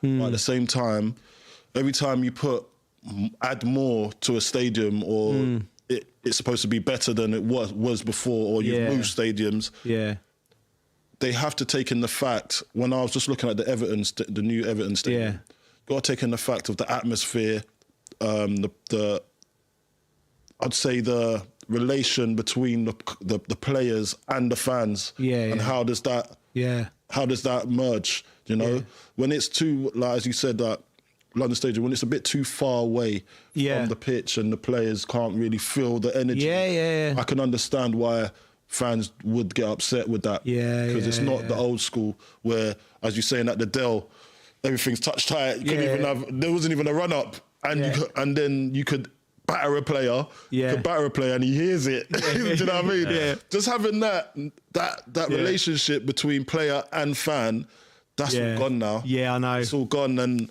you're never going to get that back now because it's been monetized into something bigger than those days. And that's just the way football's gone now. And I know, like, I'm going back on what I'm saying. We talk about the halftime stuff. It's all included because you're now broadening what was actually just the game into something else, more of an entertainment show now, where I can understand where people will be upset because the game's been stolen away from them. It's very true. You got a favourite stadium? Favourite stadium to play in? Good question. I used to always love, obviously, Upton Park, Stamford Bridge, the home teams have played, and they have different, but going away from home, I loved Old Trafford. I did. Like, listen, I've had some real tonkins there as well. I had some great results there as well, but like, you just, I think old stadiums have like a memory to them. Like when we went to the new camp, mate, and I walked in that place, like the hairs on the back of my neck stood on end, and old Anfield as well. I played there, played better against them than I did for them, but there's something historical and something sort of in the seeped into the core of the place. It's in the cement, you know what I mean? It's like, you can feel it, the amount of eyes that and feet that have walked through those terraces and the amount of love that's been there. Moments that's been there, that's been created. And when you've got a load of people in one place and that energy in that one place, that don't leave the building. That's ingrained in that place there. So when you do knock it down, eventually you've got to go and rebuild that same thing, and that's so hard to do because yesteryear is when you was probably successful and everything, and those memories are just going to be gone for quite a while. So I do get it, but I used to love playing. I used to have a stadium. You know, you talk about stadiums where you like to play. I used to love going to Craven Cottage. Did you? Just something about that place. Not just that I used to score goals there. But it's just so. That's proper old Coley. I just loved that place. There's something about it. Like I just felt it was just on the road, wasn't it? It's just on the road, but it was like a private. It's like right next to the river. And it's just the settings is just lovely. Yeah, they've had a nightmare, haven't they? We're building that stadium. You heard about this? I don't want to get sued, but apparently, I want to get sued.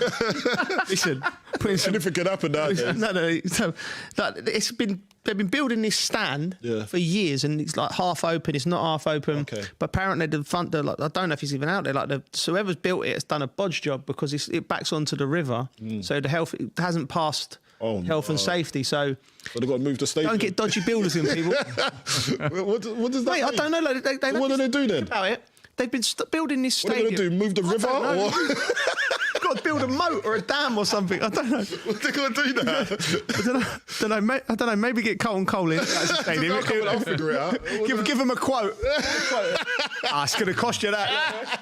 That's at least 5 million. That is. All right, mate. But listen, the ground's nostalgic. We're going to miss that. And I think we've gone past the era. Now, that's what I'm saying about Manchester United. They need to sort out their stadium quick and fast because everyone else is doing it. What's your excuse? Yeah, exactly. You know what I mean? What's your excuse? I never really enjoyed playing there. I just got too many memories playing there at Saints and getting battered, I think. You didn't? I used to love going there and getting a result, right? So there... Yeah, I wouldn't... Where was your place then that you like going? If anything really stands out, it would probably just be the Dell because it's where it's all started. So you just have fond memories of it. And probably Chelsea as well. At Chelsea, like you say at the moment, it's still close, isn't it? Yeah, still close. Yeah, still I think those are probably two that probably stand out the most for me. They shouldn't change that. They should leave it like that. Yeah. That's just for the relatability and for the fans, for the young fans, for the kids. And not having to charge them 60,000. Was it 60 quid for a ticket? 66 quid for mate. You can get in Chelsea for 60. Right, listen, I buy tickets at Chelsea now. They ain't cheap. Near the end of my career, which is quite a good one, Brighton. I loved it down there. That was good. Nice. Good. And I'm sure, might be wrong, but I'm sure Fatboy Slim had something to do with the acoustics and the way the stadium was built, so it sounds noisier or something. I'm sure. Really? Wait, I need to. Pretty sure they did something. We need to fact check with this. The stadium. Mate, honestly, I hope I'm right. I do hope I'm right. I hope you're right. I hope you're right by you two. Let's do the acoustics. You're getting it next week. The sound travels. I'm googling it straight after. Fatboy Slim, mate. Mate, what else? So. Yeah, transfers, right? So we're sort of getting to the end of the season. Bridgie's already upset half of North London, telling them Harry Kane should go to Arsenal. Well, apparently it's been reported they're interested, so I don't know if it's come from me or because I said it. But it's probably going to happen now. Imagine there you go, Bridgie said it, it's on. Some German newspapers are panicking. We've heard from our sources in England, Harry Kane's going to Arsenal. I'd love it if it happened. I would love it as well. I'd say, listen, we got the intel, mate. Mate, listen, he's doing all right for Sol. He's still getting paid doing adverts for Google off the back of going from. He's still getting paid now. Big Sol. Harry Kane's. So Kobbie Mainoo. What's this about? He's demanding 180 grand a week to start. I mean, this is take this with a pinch of salt. Then you're like, how do you know what he's demanding? No, we don't. Is he demanding? He's not demanding anything. He's asking for it. He's asking. Well, if this ain't a hostage situation. If he's on that, I'm definitely better than him. That's the club's fault. Yeah, that's the club's fault. A Wayne Bridge somewhere behind that story. Someone's leaking something that ain't true. Bridges just leaking on full stories. No, you never know. It says Chelsea and Barcelona are monitoring him. Oh, is it? Yeah. Yeah, well, okay. Well, it's a good player. He's a good player, isn't he? So he's a great player, Makes sense. But look, 180,000 a week is going to be, I don't think that's on Ineos's plan. They're trying to cut. They're trying to cut at the moment. So yeah. We'll see what happens. Yeah, but the thing is, I can see him leaving because of this, the way that the financial system is set up, where if you come through, from what we understand, and we are not economists in the podcast, but if you sell a homegrown player on your bottom line, all of that goes into profit, so it'll allow them to trade more. So, but that's what happened with Chelsea. Yeah. So I'm pretty sure that he'll be gone. Maybe. Kobbie Mainoo. I think this is all nonsense about. This will be just all. And he's got to fit into Amarim's system. I don't think. Does he fit in? For me, I'm going to play devil's advocate again here because I think if this story coming out about him demanding ridiculous wages to stay at Manchester United, I think that's the club's way of going, oh, look, we're trying to keep him. Fans love us, but really they know they have to sell him to rather just be honest. Say, listen, I know it's a negotiation, you don't want to, there's clubs coming in, but just, listen, we're going to have to sell Kobbie Mainoo because, and then maybe Garnacho as well, does he come under that? And then we can go and honesty is not the thing here. We talked about it in our mock interview. You can't be honest because you'll get the sack. Why don't we start a football club and just honest? Honest FC. Honest FC. I won't be a part of that. It's got to be a lie. It's got to be a lie in there somewhere. Got to be Isak. They put 150 million price tag on him. Obviously, they can. People are saying Arsenal and Liverpool can afford afford to sign him. I don't think Arsenal will be able to afford to sign him after signing Harry Kane. How would That's to Liverpool. That's his strike partner. Yeah, mate, that could be lethal. Them two, couldn't it? Man, imagine that. There's Spurs fans punching the steering wheel. Listen to this now. Imagine they get Harry Kane and Isak. Oh, mate. That'd be nice for them, wouldn't it? Do you know what? Right, in the league, hands down. Mate, if you had them two up front, oh mate, do you know? Who was that Premier League player I sent you in the group chat wearing that attire? He's managing somewhere. Mate. The club for Segundo. He played some FC Segundo or something like that. He had like a three-piece suit on. Oh, mate. If you had Harry Kane and Isak, you'd wear that because you know you're winning games. I think it's Colombian or something like that. Is he? The guy, yeah. He was wearing a three-piece dinner suit. Gala. $1 million, like. He did look $1 million, but it's just not what you wear on the side of the pitch. Yeah, 3-0 down. Mate, maybe I'll take the go to a gala. He's going to a gala after. Put the cravat there. Right, you stay composed. Casemiro obviously to leave Manchester United. Yeah. We knew that's on the cards. Hasn't worked, does it? Well, it did work the first year, the second year, third year, nah. Yeah. What's going on? One of the minutes they get so much talk, you just got to wait and see if any of them kind of blossom. He's left Real Madrid, 5-time Champions League winner, to go to Manchester United. He needs to be sitting down with his agent and having a real debrief on this. Yeah. Do you know what I mean? Yeah. Turning up rats everywhere and leaks. It's mad, isn't it? So how can you even get up to be playing for that anyway? But listen, also, Job Bellingham. Yeah. Jude's brother. He looks like he might be on the move with Chelsea eyeing him up. Mate. Would that be good? Because I've seen him play a few times, and one thing we can't be doing is comparing him to his brother. That's not fair. No. Yeah, I haven't seen him play enough. But I think this boy's got a load of potential. Got talent. Could be very, very useful for any club in the Premier League. And he's young, and and he's not living off the back of his brothers. No, he's doing his thing, man. His own thing. So respect to him, and hopefully, listen, Sunderland. Yeah. They got aspirations of getting back into the Premier League. Yeah. Well, what I do know is that Mr. and Mrs. Bellingham, if they was in the horse racing world, they'd be worth a few quid. Talk about horse racing. Yeah. Cheltenham. I'm after Cheltenham tomorrow. Are you really? Yeah. Yeah. Okay. Where was the invite? Are you a betting man? No, I'm not. No, to be honest, I got invited. Okay, all right. They start bringing the troops with me. He don't want to ruin it. Why did you get invited to something? You were taking on. I did ask. Are you taking someone else? Who are you taking? No, I did taking? ask. No, honestly, I did ask for you. Listen, I can't go anywhere. Adam I've got too much on. Adam Catchell, I said, because he's got a sponsorship from Bet365. You're right, okay. So he asked me, he's my mate and my partner on the Talk Sport show that I do, on the Talk Sport Weekender. And he said, listen, do you want to come down? And I went last year. I went with my brother. Good fun. So I thought, I'll have a little go again. I haven't told the missus yet. Okay. Well, she knows. Actually, she found out on the radio the other day. Okay. So I did come. I walked into a brick wall when I got home. Good communication in the marriage. Yeah, she's got to listen to Talk Sport and see where you are. Yeah, that was very poor from me. Yeah. But I'm going to go and enjoy that. So are you going to be going?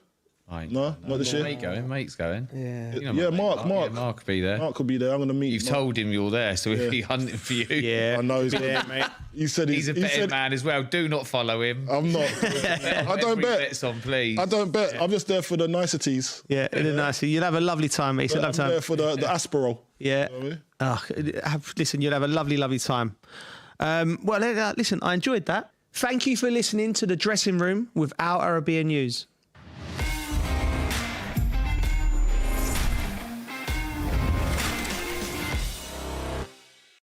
At Al Arabiya News, we go beyond the headlines. From the latest breaking news to in-depth coverage of global events. We're not bought or sold. Nobody owns us. The loss of life, the destruction of property.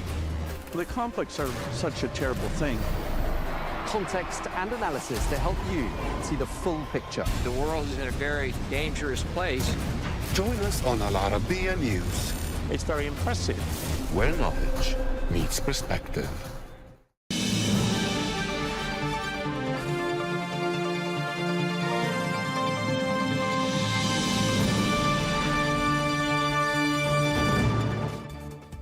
Hello and welcome to Global News Today, bringing you exclusive interviews with leading experts every weekday here on Al Arabiya News.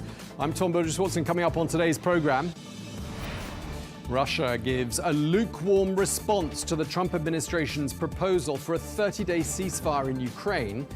Moscow says a pause in the fighting would simply give respite to Kyiv's forces. Moscow's forces continue to retake areas of the Russian region of Kursk. Well, last August, Ukraine seized parts of that region, marking the first foreign occupation of Russian territory since the Second World War.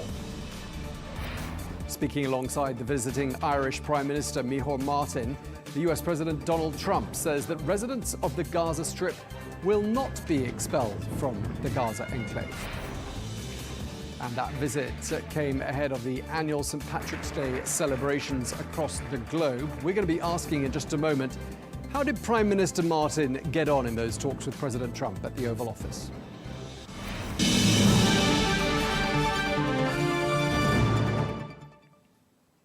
Hello and welcome to the program. The US President Donald Trump's special envoy, Steve Witkoff, is in Moscow. Well, he's been there to lead the discussions on a ceasefire proposal for Ukraine. But in comments to the Russian media, the Kremlin outlined Russia's position on the 30-day truce, rejecting it, saying it would amount to nothing more than a temporary respite period for the Ukrainian military. They also said it would give Ukraine the chance to regroup.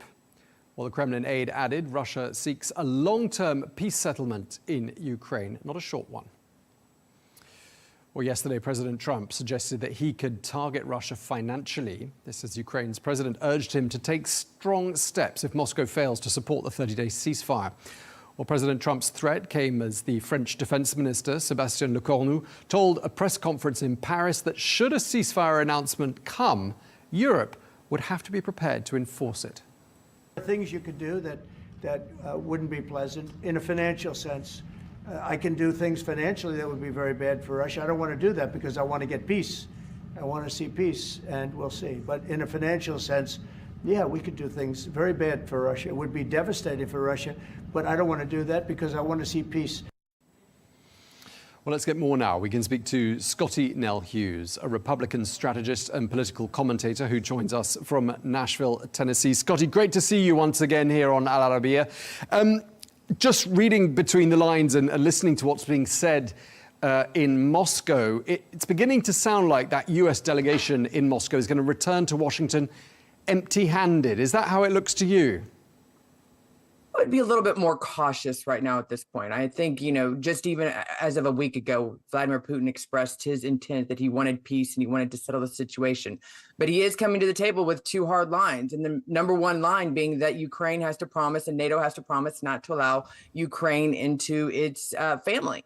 And that is probably one of those hard lines that must be met. And we did not see that being a part of the agreement that we found out from Marco Rubio and Zelensky's talks. So I think if the U.S., obviously comes to the table without that at this stage, that it is a non-starter. But I do believe in President Trump having confidence in Witkoff and sending him rather than Marco Rubio, the Secretary of State, to handle negotiations with Vladimir Putin and his administration. So I'm a little bit more optimistic. And until we actually see details coming out from the Kremlin going either way, I would just be more cautious and actually more hopeful, because it's in the benefit of all that they do come to some sort of peace agreement today before they leave Moscow. Yeah, because a lot of the analysts we've spoken to have said that a 30-day ceasefire like this is a really important prelude. And there are lots of precedents where you've had these 30-day ceasefires that are then, been extended and turned into more long-lasting peace deals. But supposing they do go back to Washington with no deal, I mean, what's the next move by the Trump administration? Well, let's just talk about the last 2 weeks. It's been absolutely disastrous for Ukraine and President Zelensky. I mean, he had a disastrous meeting at the White House. He went to the EU. The EU said, we'll do anything you need us to do, even if America backs out. That was not good enough for Zelensky. So he went back with his hat in hand to Marco Rubio and apologized to President Trump. And this is where we got to this point with Marco Rubio's deal, that you have to look from Russia's perspective. Like I said, they've got a hard line that it was not met a part of this deal. You also have this idea that the Russians continue to advance in key areas like Kursk, continue to win on the ground. So what is in it for them without achieving their goals on their own? And that's what I think, that's why I think Witkoff is a good business negotiator. And I think that this is why ultimately we will have peace in the solution. I think there's going to be a conversation that's going to happen between Vladimir Putin and Donald Trump. But I think that's when we will actually have a determination as to peace in this area. Yeah, I mean, we've received that report as well. It does sound, doesn't it, like Presidents Trump and Putin might be set to have a telephone conversation as soon as tonight. I mean, it does look as well, as you've been saying, like, Moscow's got the momentum on the battlefield right now and wants to keep fighting. I mean, it's going to be very difficult to persuade the Russians, I'm thinking here about Witkoff and the rest of the delegation, to come around to this idea of having a 30-day breather, essentially. Well, this is why it's important, because the United States, I do not like the fact that the United States is involved in this in the first place. I do believe this has been a proxy fight from the West all along. But the fact that you're having to have Russia negotiate with the United States instead of directly with Ukraine just shows how much involvement the West has had in this entire conflict for the last 3 or 4 years. I think that you've got to see that the United States and Russia is also going to have to make some deals. There are a large amount of sanctions that the Biden administration put on Russia. I think that is a huge card that the United States can play, especially when they're continuing this trade war that's happening with these other countries and the tariff wars the tariffs that are being placed on key items like steel and aluminum, as well as the mineral rights. All of those things Russia can help supplement in the United States economy if this tariff war continues with Canada and as well as the EU, as Trump is continuing to say he's going to do.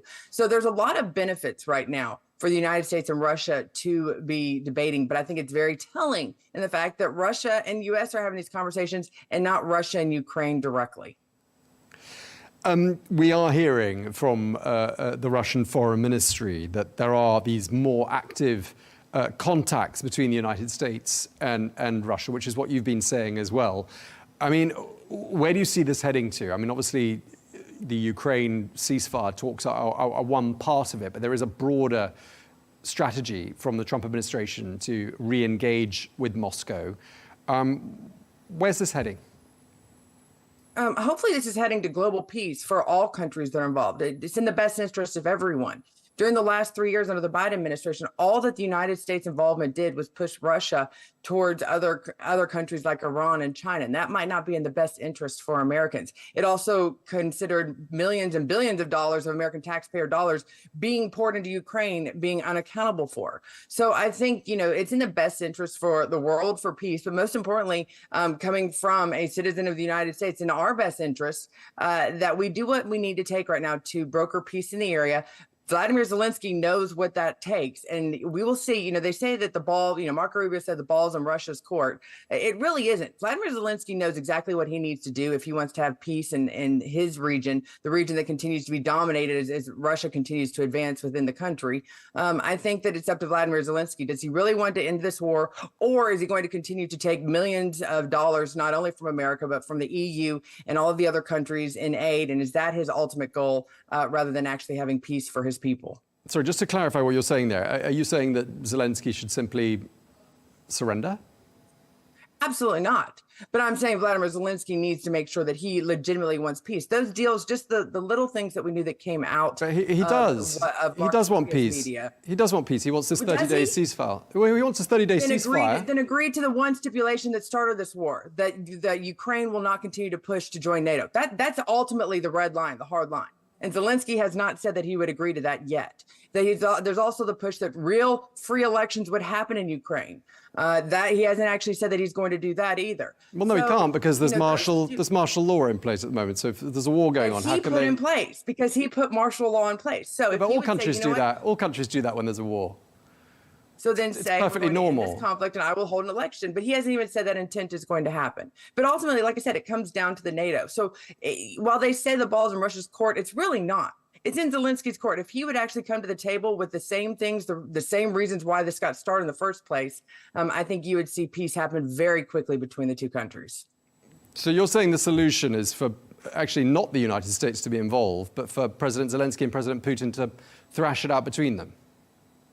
Ideally, but I don't know if we can. And that's the thing. Zelensky has said that he's not going to talk directly to Russia without the United States being involved. Let's also back this up and talk about how just 2 weeks ago, there's this disastrous meeting in the Oval Office where Zelensky insulted our vice president, our Secretary of State, and President Donald Trump himself. And immediately the EU and Great Britain stepped up and said, you know what, you don't need the US. We'll back you up. And that wasn't good enough for Zelensky. And he went back to the U.S. and apologized, saying, you know, I don't necessarily put all my faith and trust in the EU and the UK to back me up in this war. I need the United States involved. I think that's actually very insulting to the people in the EU and the UK, that Zelensky wouldn't take their support immediately. He thinks that he has to have the United States involved, which just shows how much involvement the U.S. has really been in this conflict from day one. I mean, the U.S. has given, 40-something% of the military aid and assistance that Ukraine has received, and that's been very gratefully received. They've said thank you lots of times, again, in the last couple of days. The rest of it did come from Europe. Couple days. Well, I mean, no. I mean, we've heard. I'm sure you'll remember President Zelensky going to Washington, addressing Congress, and thanking everyone profusely on at least one occasion, possibly more than one. But the rest of the aid came from Europe. So, obviously, it's taken Europe and the United States together, the combined weight of that aid, to support Ukraine. And it would be foolish of Ukraine to turn around and say, well, I don't want one or the other. I mean, clearly he needs both, doesn't he? Well, that was the thing. The EU and the UK came back when Donald Trump stopped the sharing of aid and intelligence. The EU and the UK stepped up and they said, you don't need the US. We will support you enough to continue this conflict. It was Zelensky that made the decision that it was not, that was not enough, or that was not good enough for him, that he had to have the support of the United States in there, both military intelligence as well as financial aid. So I think that speaks volumes right there, is how much Zelensky's, depending on the U.S. for this war. And frankly, the American taxpayers elected Donald Trump to stop funding this war and to keep the money here at home. So Trump, if he really does want to fulfill his campaign promise that he made to the American people, which got him elected in November, he's going to do whatever it takes to make sure that Russia and Ukraine come to the table and there's a peace settlement that's the result as soon as possible. All the Ukrainian MPs and politicians we speak to, first of all, we ask them, even if they're opposition MPs, should elections be held right now? And they say, no, they shouldn't. There's a war. So let's move on from that one. But they also, are firmly behind Vladimir Zelensky. And they keep saying to us, we didn't start this war. We didn't invade ourselves. Russia invaded Ukraine. And we've simply defended ourselves. I mean, What's wrong with what they've done in your view? Of course they don't want election. I think that's because they know they're that unpopular and their policies. No, this is coming from opposition politicians. In the first place is why they know they'll be voted out of office. Of course they don't want an election. Any politician knows that. They want to keep the great. These are people who aren't in office. These are opposition politicians who aren't in office. And they're saying, obviously we support the president. We stand behind him. Now isn't the time for domestic political squabbles and election campaigns. There's a war. Our country is under attack. How can we hold an election? Let's fight this war. We support Zelensky. Everyone's telling us that, and we haven't heard any voices to the contrary. Well, because he got rid of all the political parties that were his opposition over the last 3 years of the conflict. That's what Zelensky has done. Anybody that opposed him, any of the political parties that opposed him, he didn't allow them to exist anymore. He literally strangled them out and did not hold elections. I agree that, obviously, if you allowed free and fair elections, fine, then make it a part of the 30-day ceasefire deal and let the people decide within the 30 days. But Zelensky said, no, I won't even do it during those 30-day period. So ultimately, if Zelensky really wants peace, he will come back and this idea that, yes, the conflict, that they didn't start it. Well, they did everything they could to provoke it and to not stop it. And the number one line that started was their continued ambition to join NATO. And they made that obviously very clear, which obviously, actions have consequences. And that action caused the consequence for Russia to decide that they had to defend their border and their people that lived in those regions that Ukraine refused to acknowledge as being independent. Yeah, but I mean, when you look at a map and you look at where Ukraine is, I mean, it's in a really vulnerable position, sort of between two tectonic plates, really, on the map. And, it's hardly surprising there should be a tussle, between, the East and the West over territory that was once part of the Soviet Union and has decided not to be part of the Soviet Union anymore. I mean, I don't think it's fair to blame Ukraine for being where it is. Well, it used to be the Soviet Union doesn't exist anymore. That's why Ukraine exists where it is. And you have to understand the reason why Russia has not come in and completely focused and destroyed the country over the last three years militarily is the majority of Ukrainians have strong ties to Russians and vice versa.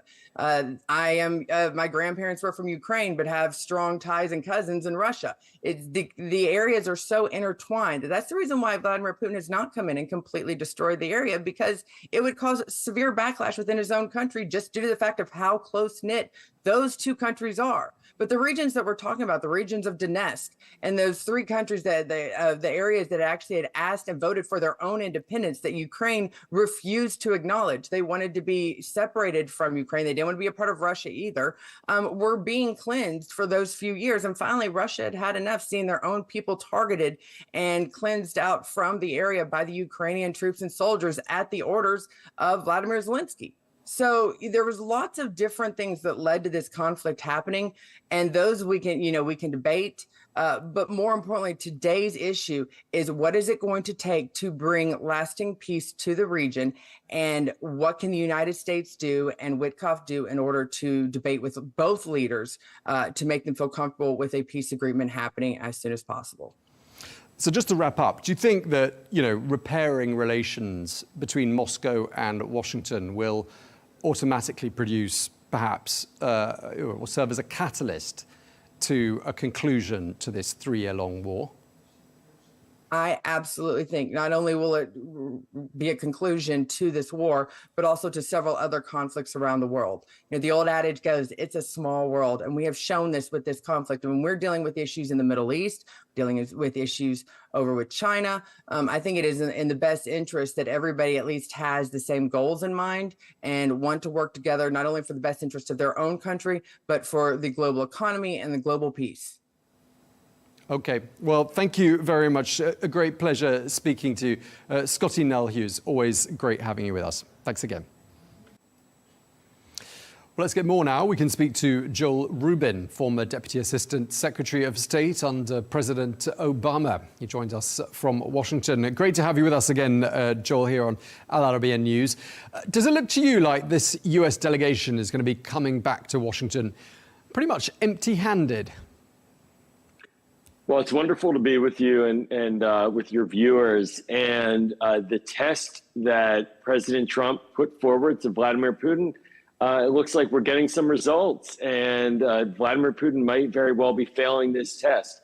What's happening now is a very interesting twist in the dynamics of the diplomacy on Ukraine and Russia, where President Trump clearly was pressuring Ukraine for a number of weeks, months, one could argue years, but in the recent weeks in particular. And President Zelensky of Ukraine called his bluff and said, I will agree to a ceasefire. And now, of course, the message from President Trump being carried by his envoy, Steve Witkoff, is that Vladimir Putin needs to agree to that as well. And by being rejected, which is what it appears, that is going to put a very difficult set of discussions going forward into the White House about how do they respond? Do they call out Vladimir Putin? That's something they haven't done before. Will they punish with more sanctions? Very unclear. So it's really a new moment in these the diplomatic negotiations. Yeah, it sounds like someone has been boxed into a corner here. Very difficult to imagine what the Trump administration is going to do next. I mean, do you think Russia's position is, look, we've got the momentum on the battlefield at this particular moment after these long winters where not a lot happens on the battlefield because everyone's frozen into their positions. So why would we stop fighting now? Do you think that's where they're coming from? Well, I think that's where they've always been. And that's what's been most perplexing about President Trump's view of Vladimir Putin's intentions, which is he seems to think that Putin does want a ceasefire, claims that was discussed on the phone. And the result is that the United States, we've given up much of our diplomatic leverage over Russia through rhetoric in particular related to, for example, the Secretary of Defense saying that the United States would not accept Ukraine into NATO.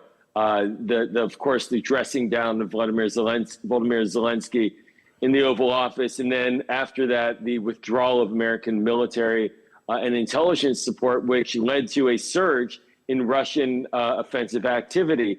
So it might very well be, and this is a lot of the discussion in Washington, that President Trump has rose-colored glasses on what he thinks Vladimir Putin's intentions are. Well, I think those glasses might now just be about ready to come off. Yeah, I mean, very hard to predict. But I mean, what does President Trump do now? What would you advise him to do now? Should these talks even be taking place in Moscow, in your opinion? Yeah, no, I would advise stay the course. Look, ultimately, it's crucial to have a diplomatic arrangement that ends this war. But be clear-eyed about what the real roadblocks are. The roadblocks are not all coming just from Ukraine, as you may have thought and even have been communicating. Russia started this war. Russia is the aggressor in this war. Russia has to be thought of as a belligerent, and that means think about actions that you can take to try to flip the narrative and put the pressure back on them now that Ukraine has taken your hints and agreed to what you're looking for in the near-term ceasefire. So stay the course and find a way to continue to balance the diplomacy and to get Russia and Vladimir Putin's attention, because clearly it doesn't seem like he has it yet. President Trump does not have it yet. I mean, looking at this from the United States, I mean, we're on the outside, we're not there. Does it look to you like Ukraine is a little bit of a sideshow, and that the real crux of those talks and those delegations in Moscow is to mend fences with Moscow more broadly and re-establish diplomatic relations? And, well, if Ukraine doesn't work out, perhaps they'll just put it to one side and stop supporting Ukraine, if the bigger picture and the more important issue for the Trump administration is mending fences with Moscow? It's a really valuable and important question. Those are the political cross-currents behind the policy, without a doubt. And there has been, for the past several years, broad bipartisan support for defending Ukraine. And that support continues, although amongst Republicans, it's much quieter now because President Trump has taken a very aggressive posture towards Ukraine on the diplomatic front. And so there's a bit of a wait-and-see approach amongst Republicans, but not amongst Democrats. And so this question about the big picture, the great game, the reshaping, realigning with Russia, that might be where President Trump wants to go, but he doesn't yet have the Republican Party on board with that. Certainly, Republicans in Congress do want to see an end to the war, are unhappy with the idea of more military aid to Ukraine without any end point in sight. But the idea of realigning with Russia, that might be something that the president's thinking about, but he has not yet made that pitch effectively to Republicans, let alone Democrats in Congress. Do you think the timing is all sort of off kilter? Because what's been dictating the timing for these talks is that President Trump wants a deal as quickly as possible, and we're coming up to the 2-month mark that he's been in office. And in fact, shouldn't it be the case that the time for talks is when the time is right for talks, not just because we're hitting the sort of the 2-month, 3-month mark of since the start of the Trump presidency? Well, I'll give President Trump credit for trying to jumpstart diplomacy. Diplomacy will have highs and lows. There's always the potential for inertia as well, but there's no natural moment exactly when diplomatic talks must start and must end. The one mistake that he made clearly, but it was a political choice, is that he said he could end this war in one day with one phone call. He said that on the campaign trail. But that clearly was a fantasy, and it's showing it was not realistic. But outside of that, what he is now experiencing is what the Biden team experienced quite extensively on Israel and Hamas, for example. Long, difficult, drawn-out diplomacy. So the next key question is for President Trump and his team, what is the forum they want to use for diplomacy? Do they want to have Steve Witkoff shuttling about? Do they still want to have the meetings in Saudi Arabia? What do they do with the NATO allies? I think now is a chance for them to think a little bigger picture about their diplomatic approach.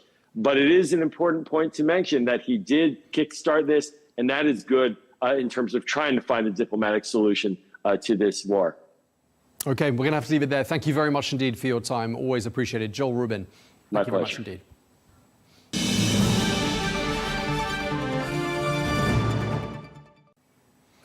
Meanwhile, Moscow says it has retaken control of another key town in the Russian region of Kursk. Well, Russian forces claim they're recapturing more of the occupied territory from Ukrainian troops. And the latest town to be recaptured is home to a now idle metering station for Russian gas to Europe. Well, Russia says it's in the final stages of an operation to regain full control of the Kursk region. Well, President Putin says he wants total victory in Kursk ahead of talks with the United States. Well, let's get more now. We can speak to Robert Fox, the defence editor for the London Evening Standard newspaper. Thank you very much indeed for taking the time to speak to us, Mr. Fox. Russia is saying it doesn't want a temporary ceasefire in Ukraine. It wants a long-term solution. What's your reading of that? Well, Russia is very heavily into the mind games now that they've had the offer, as it were, with Steve Witkoff, the special representative almost for everything. He was mostly in the Middle East, but he's been conducting a lot of the talks, and he has gone to meet with Putin's representatives. And it's very interesting. He seems to be developing a partnership with key figure in foreign affairs intelligence for the Security Council, that is the Supreme Council around Putin, with Yuri Ushakov. And Ushakov has just come out and was saying, no, we don't want a temporary ceasefire, it's just which will just allow Ukraine to regroup, to replenish, to restock its ammunition, and be a very successful operational pause, which is precisely what the Ukrainians accuse the Russians of doing. So, as I was saying, it's a mind game that's going on. And of course, they're playing public information propaganda big time. And the most astonishing thing was President Putin donning his fatigues, which he is not wont to do, and going down to the Kursk front to say that this pocket that since summer the Ukrainians have exploited very successfully, it must say, inside Western Russia, it's all over for the Ukrainians. And they're really making this a big propaganda ploy to make it clear to the discerning public they see, they're the waverers in Europe as much as the waverers in the United States. Really, it's all over for Ukraine. And that's why we're going to get anyway, and we're beginning to hear it, maximalist demands for any peace deal. I think they're going to struggle to get the 30-day cessation of hostilities agreed by Zelensky's team in Jeddah. But it's mind games. A lot of the fighting is going on, and the on-off support for Ukraine by Trump's regime, whether they're going to resume allowing access to American real-time battlefield intelligence, which is as valuable or more valuable than actually the ammunition and the arsenal replenishment, which has been pretty steady, and there's been a bit of a build-up up till now.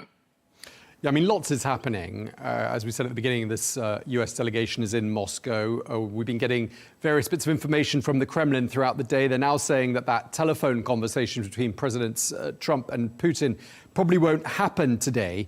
I mean, just going back to what you were saying with regards to, Russia's desire not to go ahead with this 30-day temporary ceasefire. I mean, did you see that coming? Was this quite predictable, especially given the fact they've got the momentum on the battlefield? Yeah, I think we've got to be careful about how we define that momentum. I'm not naysaying it, because there is a real difference. But it's a tremendous gamble for Russia, and it does look, I agree with you, that they want to go on. They want to go on with operations, which are not entirely and wholly successful, given the weight of advantage, both in numbers and material. They should be doing much better.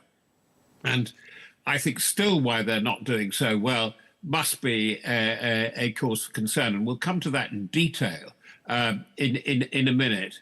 The negotiations on Ukraine and the like, and on Chechnya before that, have never gone smoothly. You may remember that after Crimea, when we got into the latter stages of the year that Crimea was annexed, by that I mean 2014, we had the Minsk agreements, again an agreement for a ceasefire, and then it didn't quite go well. And then we had Minsk too, but the fighting still went on in the Donbass, and there was a pretty good local war, very nasty local war, and it didn't stop ever there. These things never go smoothly. I think we've got to say what's going on in the battlefield. Yes, Ukraine is struggling, and it's struggling on account of numbers. It's very difficult to recruit numbers. And of course, it's the infantry that is so friable, so expendable on both sides. And what Russia seems to be doing is not that its recovery is particularly rapid, but it's rapid. It has really changed in building up mass. You know, before it was a tactical battalion or tactical battle groups, TPGs, 120 of them going in around February the 22nd in 2022. Now they're managed to build them up into big brigades and divisions and begin to operate like that. But this is the bit of rather interesting detail I've come to, that we were supposed to tell with this momentum which you've described building up, they should have taken Pokrovsk, by my calculation, right in the middle of the central front. Pokrovsk, or Pokrovska, it's a hub. They should have taken it 4 months ago. And yet I was reading in the last 36 hours, successfully, Ukraine has managed to push back, not entirely from the perimeter of Pokrovska, but a significant amount.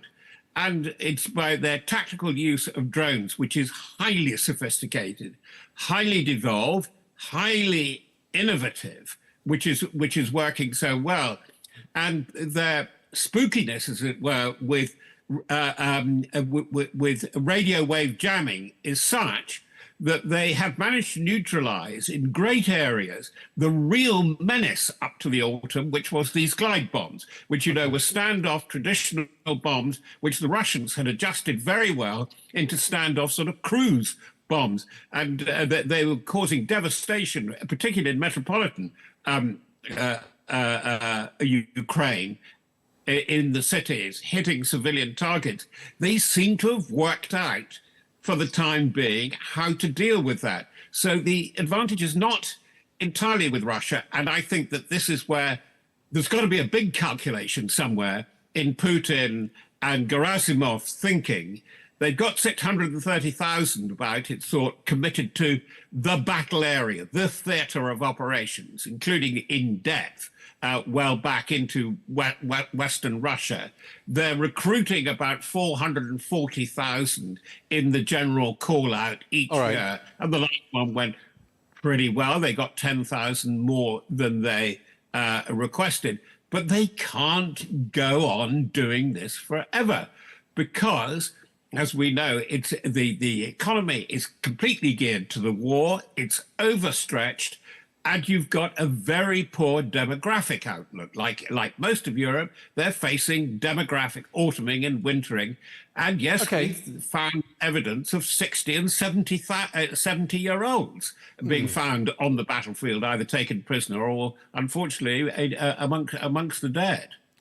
Yeah, and just lastly, I mean, turning our attention back to where we head from here diplomatically, I mean, supposing the US delegation does leave Moscow empty-handed, with Russia not agreeing to this temporary ceasefire, which looks like it's going to be the case. What does the Trump administration do next? I think the Trump administration, I think Trump himself, as a man of limited patience, as we know, will be pretty mad at that. He doesn't like being thwarted. He doesn't like being crossed. He doesn't like big egos challenging him. And we know he's got pretty annoyed with Benjamin Netanyahu currently because over the hostage release discussions in the Middle East, and hence Trump empowered his people to go and talk directly to Hamas in Qatar, which annoyed the Israelis. So you're seeing a thing that's similar here. Putin's got to be very careful, and I'm not sure he's got it in him. He mustn't gloat. he mustn't be smug.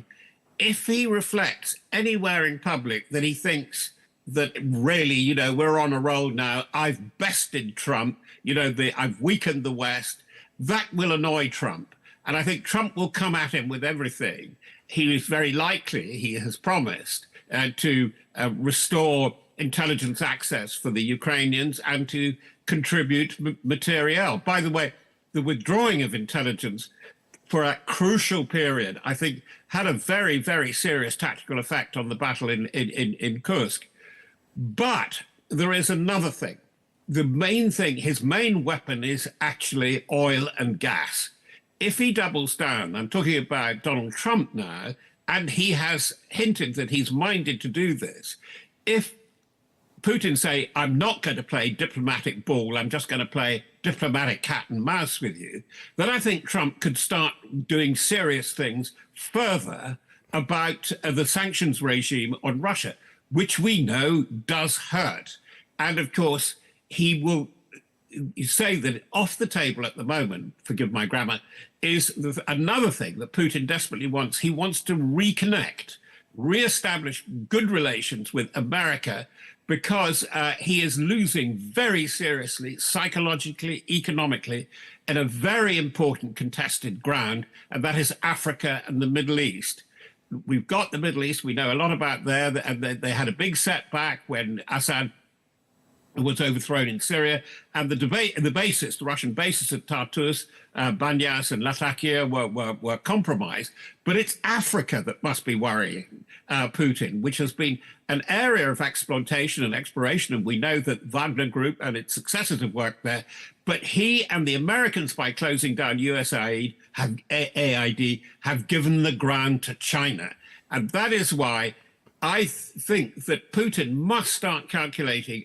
He mustn't sacrifice the long game just to show that he can beat his chest and said, I've bested the world, and I can have a jolly good parade on Victory Day at the end of the first week of May in Red Square.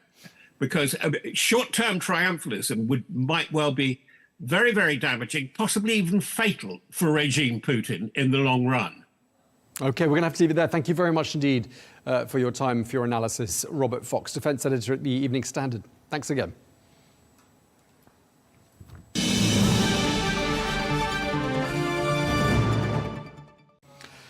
The US President Donald Trump gave the Prime Minister of Ireland, Micheál Martin, a warm welcome at the White House on Wednesday. But during their talks, President Trump accused the EU of trying to rip the United States off, and he accused Ireland of having the US pharmaceutical industry in its grip.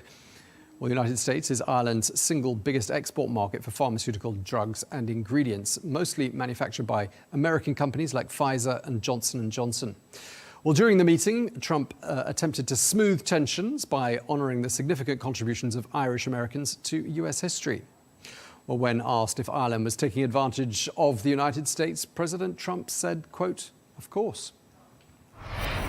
The EU was set up in order to take advantage of the United States. Including Ireland? Is Ireland taking advantage of the US?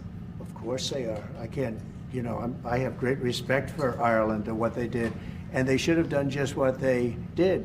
But the United States shouldn't have let it happen. We had stupid leaders. We had leaders that didn't have a clue. Or let's say they weren't business people, but they didn't have a clue what was happening. And all of a sudden, Ireland has, you know, our pharmaceutical companies and other, this beautiful island of 5 million people has got the entire U.S. pharmaceutical industry in its grasp. And, you know, you mentioned housing and you mentioned other things. I mean, I have property in Ireland, as you know, and I love it. It does great. President Trump there hosting the Irish delegation at the White House. Well, President Trump appeared to have had a change of heart about his proposal to permanently expel residents of Gaza from that enclave. Last month, he sent shockwaves through the Middle East and beyond by saying that he proposed a US takeover of the Gaza Strip. Nobody's expelling any Palestinians. I don't know. Who are you with? I'm with Voice of America, sir. Oh, no wonder. Okay, Voice of America.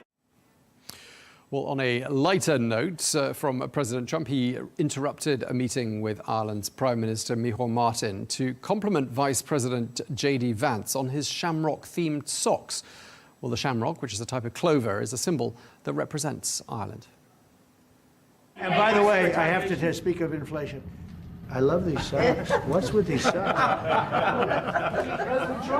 It's in honor of the T-shirts. I'm trying to stay focused, but I'm very impressed with the VP's socks.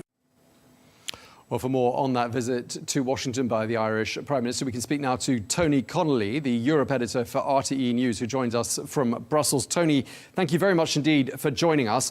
That was, of course, the first Oval Office meeting between President Trump and a foreign leader since that famous Zelensky shouting match. How did the Irish leader, Micheál Martin, get on in those talks, do you think? Well, certainly his advisors were quite nervous about how this would go. And as you say, it was preying on everyone's mind that this was the first world leader to attend the Oval Office since President Zelensky. So there was a lot of nervousness about how things would go. This was a 50-minute conversation. It was more than a conversation. It was essentially a performance by Donald Trump with Micheál Martin, the Taoiseach, trying to get a word in here and there in a way that would, I suppose, let him show that he was standing up for Ireland and Europe and himself, and not to be pushed around, but not offending his host. So this was a very, very delicate balancing act diplomatically, and in some ways the best diplomacy is to say nothing. And that was certainly the case with Micheál Martin.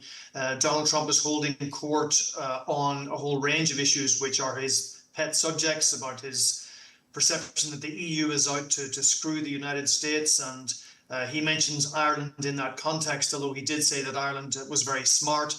Ireland is home to a huge array of US pharmaceutical companies, and he was kind of taking issue with that.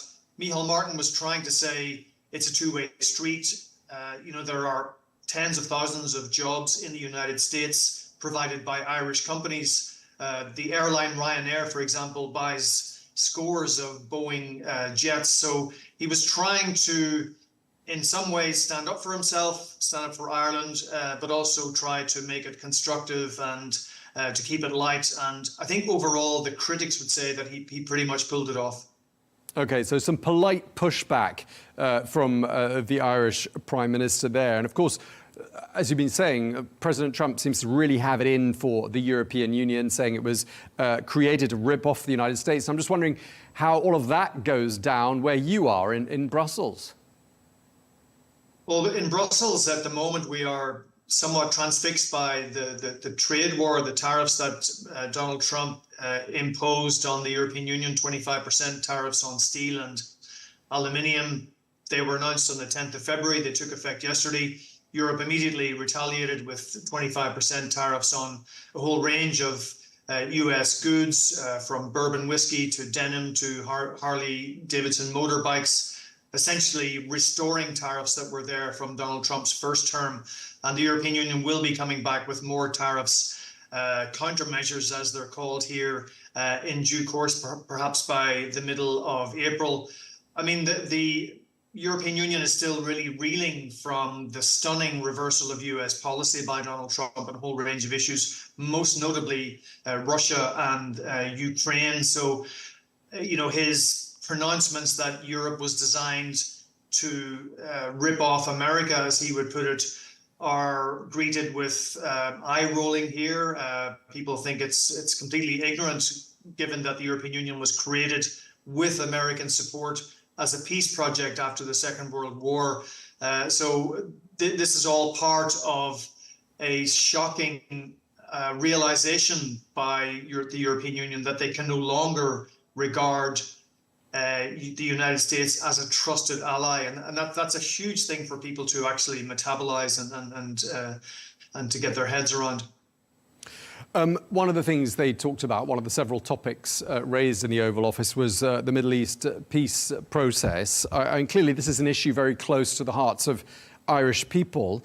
What is Ireland's official stance with regards to the Palestinians? And I'm just wondering, as an extension of that question, Is Ireland's criticism of Israel the source of tension, do you think, between Dublin and Washington? I think it is. I mean, if you ask Irish diplomats and politicians, they'll say that they're not pro-Israel or pro-Palestine, they're pro-international law. But they have rhetorically taken a much stronger line against Israel on its conduct of the Gaza war than many other European countries. And for its pains, they've seen the Israeli government withdraw its ambassador from Ireland and close its embassy in Dublin. And this, of course, is noted in the United States. The US, there are a lot of US companies that are located in Ireland, and I think there is definitely some unease in the US corporate sector, in the tech sector, about perceptions that Ireland is somehow anti-Semitic. Ireland has, in a sense, gone out on a limb with countries like Spain and to a lesser extent Belgium in really criticizing the Israeli conduct of the war in Gaza, its conduct in the West Bank and the occupied territories. There is actually a legislative bill going through the Irish Parliament, the Occupied Territories Bill, which would see a ban on any goods that are produced in illegal settlements in the West Bank and elsewhere. That's a very controversial piece of legislation, and the government is delicately trying to maneuver that legislation past the European Union and its laws, because the EU has sole competence for trade issues, and it has been noted in the corporate sector in America. So I think Micheál Martin was probably most anxious about how the Middle East question would go down in his conversation with Donald Trump yesterday. And his first answer on the subject was that he went to Israel a week after October 7th to express his solidarity with the Israeli people and government. And I think that went down well in the atmosphere in the room, the atmospherics. So again, I think he handled that quite well, but it was, possibly a very potentially difficult moment for the Taoiseach.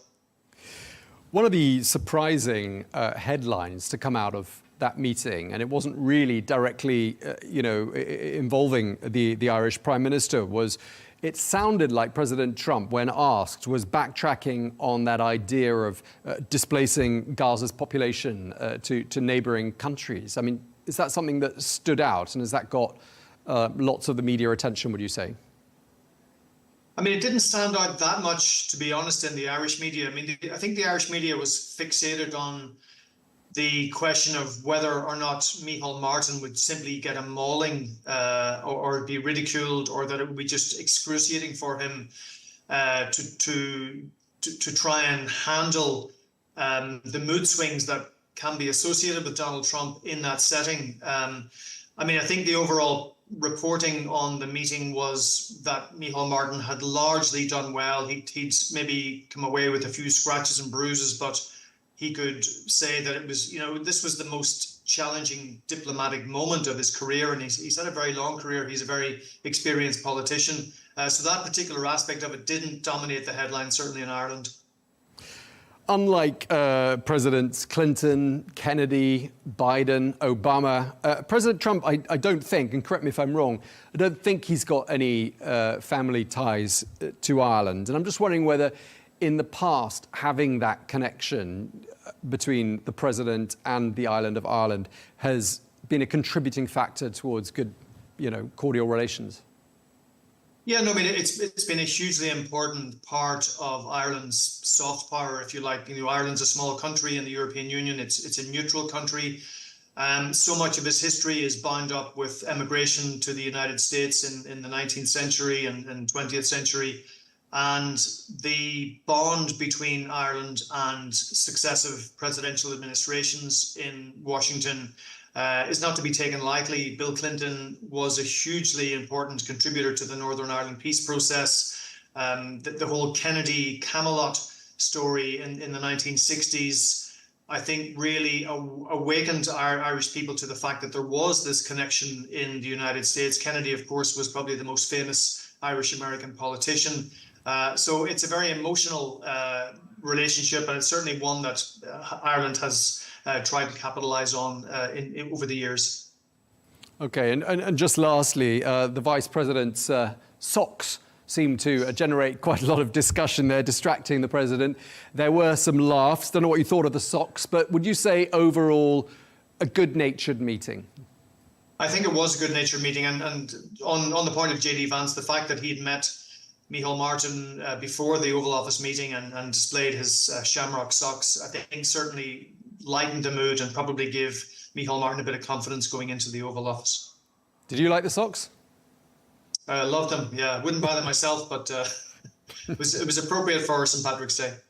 All right. Thank you very much indeed for your time. Tony Connolly, Europe editor for RTE News. Thanks for your time.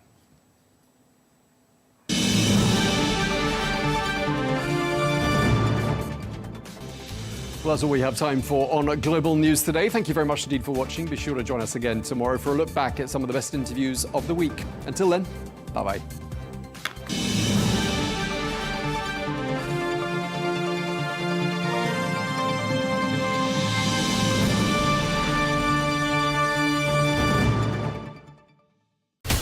From the White House to Gaza, Kiev to Beijing, elections, economics and the environment compete with conflicts and other complex issues for our attention. In an age of fake news, deep fake and artificial intelligence, they've got to have a vote and a say. It's important to look beyond the loudest voice to understand the truth. From newsmakers to groundbreakers, My campaign is going very well. Presidents, prime ministers, princes and peacemakers, and cultural tastemakers. As Arabs, as Middle Eastern, we're too emotional. Join me on The Riz Khan Show for empowering conversation.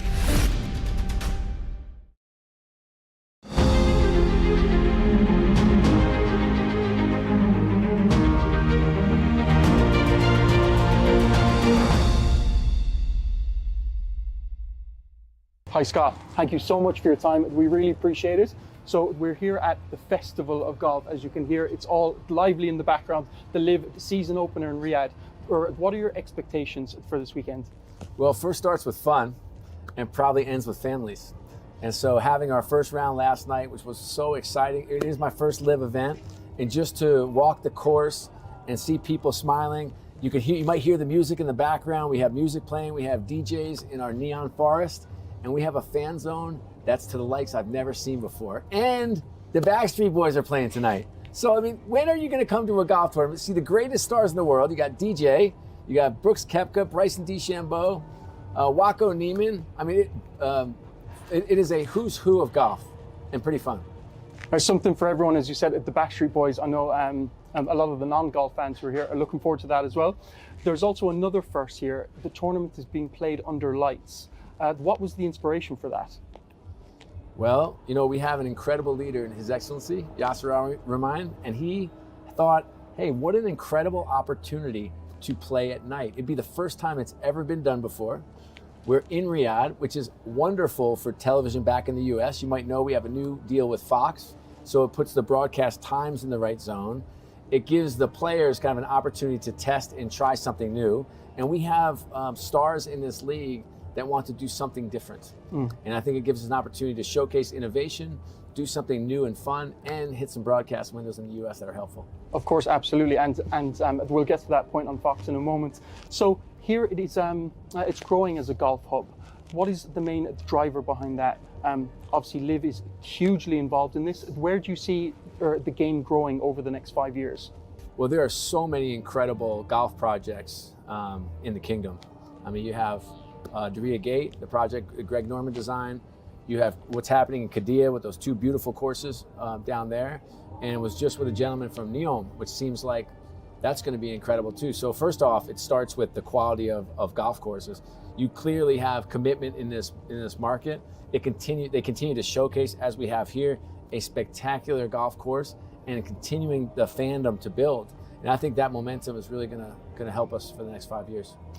Absolutely. What are your favorite aspects of the LIV model? Obviously, like we've got the music here behind, the team aspect. Why do you think that is growing at such a fast rate in comparison with the PGA? Average age of the fans in the PGA is in the 60s. The average age of LIV fans is now in the 30s. Why do you think that is? Yeah, I mean, my favorite aspect is the team aspect. I was with Sergio Garcia yesterday having lunch, and he was talking about how passionate he was about helping his guys, Luis and Puig and Abraham, kind of emerge and develop. I mean, and that to me is the specialness of this model. You have the greats of the game with an opportunity to kind of carry forward this next generation and help them emerge, not only as professionals and elite golfers, but also as human beings. And I think that's what brings me the most joy. And kind of speaking about the human being aspect, I was lucky enough to walk the course behind Bryson DeChambeau last night, at Cameron Smith, at Dustin Johnson. These guys are just incredible. You can't believe how athletic they are, right? Yeah. Like Bryson's drives, DJ's raw athleticism, and Cam's short game, you actually got to see it all. Like that is the best of the best on display. Yes, and that is why, so like in terms of viewership, obviously you're competing against the PGA. As you mentioned earlier, you've just signed the deal with Fox as well as ITV in the UK. It's a wonderful You're deal. really starting to compete now for viewership with the PGA. This must be very exciting. Yeah, I prefer like kind of co-opetition. I mean, I think all of us in the golf ecosystem, a rising tide lifts all boats. I don't think we're getting anywhere near scratching the surface in terms of the opportunity we have to drive more fans, golfers and non-golfers alike, into this golf family.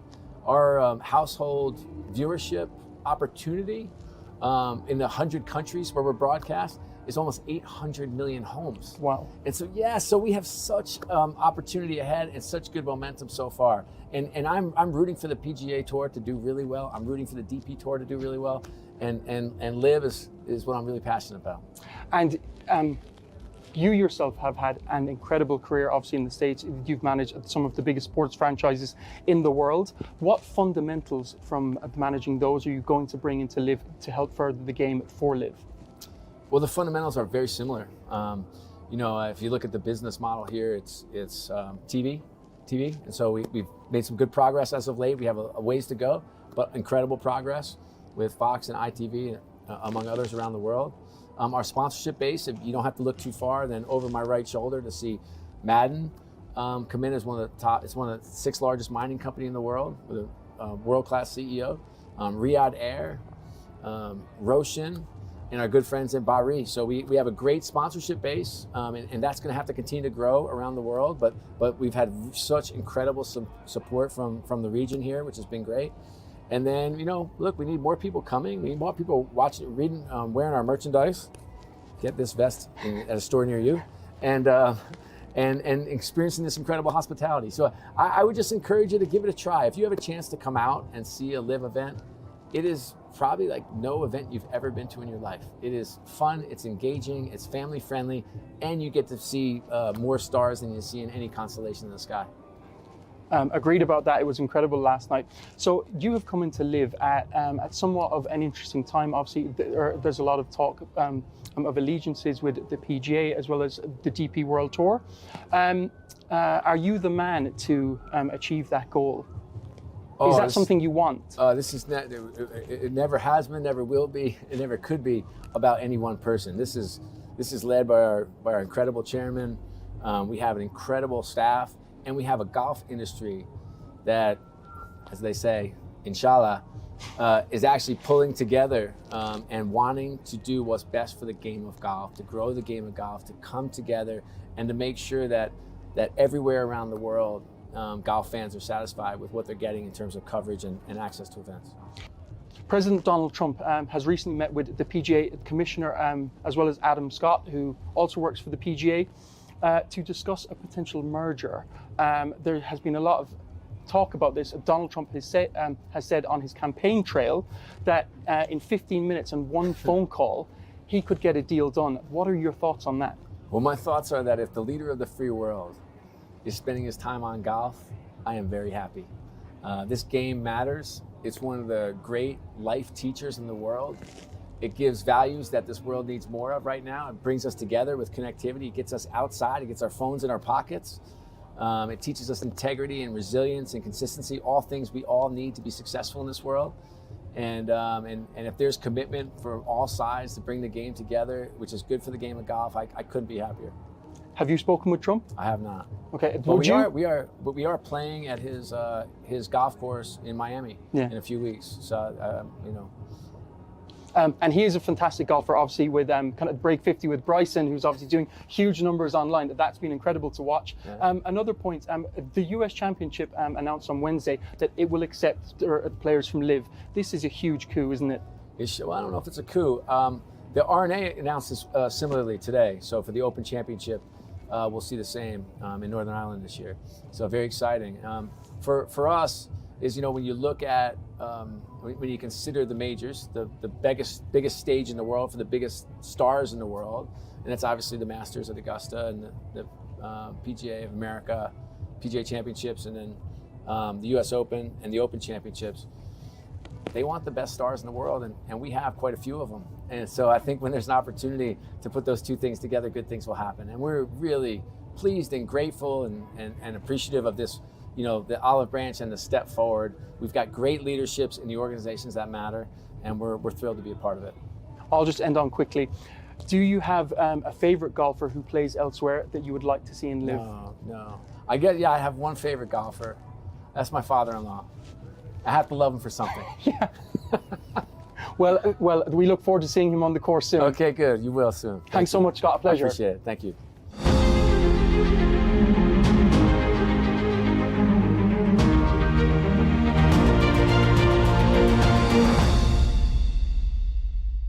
At Arabiya News, we go beyond the headlines. From the latest breaking news to in-depth coverage of global events. We're not bought or sold. Nobody owns us. The loss of life, the destruction of property. The conflicts are such a terrible thing. Context and analysis to help you see the full picture. The world is in a very dangerous place. Join us on Arabiya News. It's very impressive. Where knowledge meets perspective.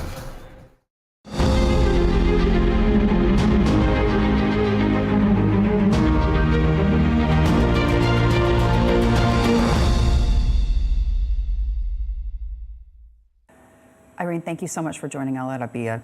I want to kick off by asking you to sort of walk me through how you view your role within NATO, because women today are under pressure in various parts of the world and, frankly, in the West.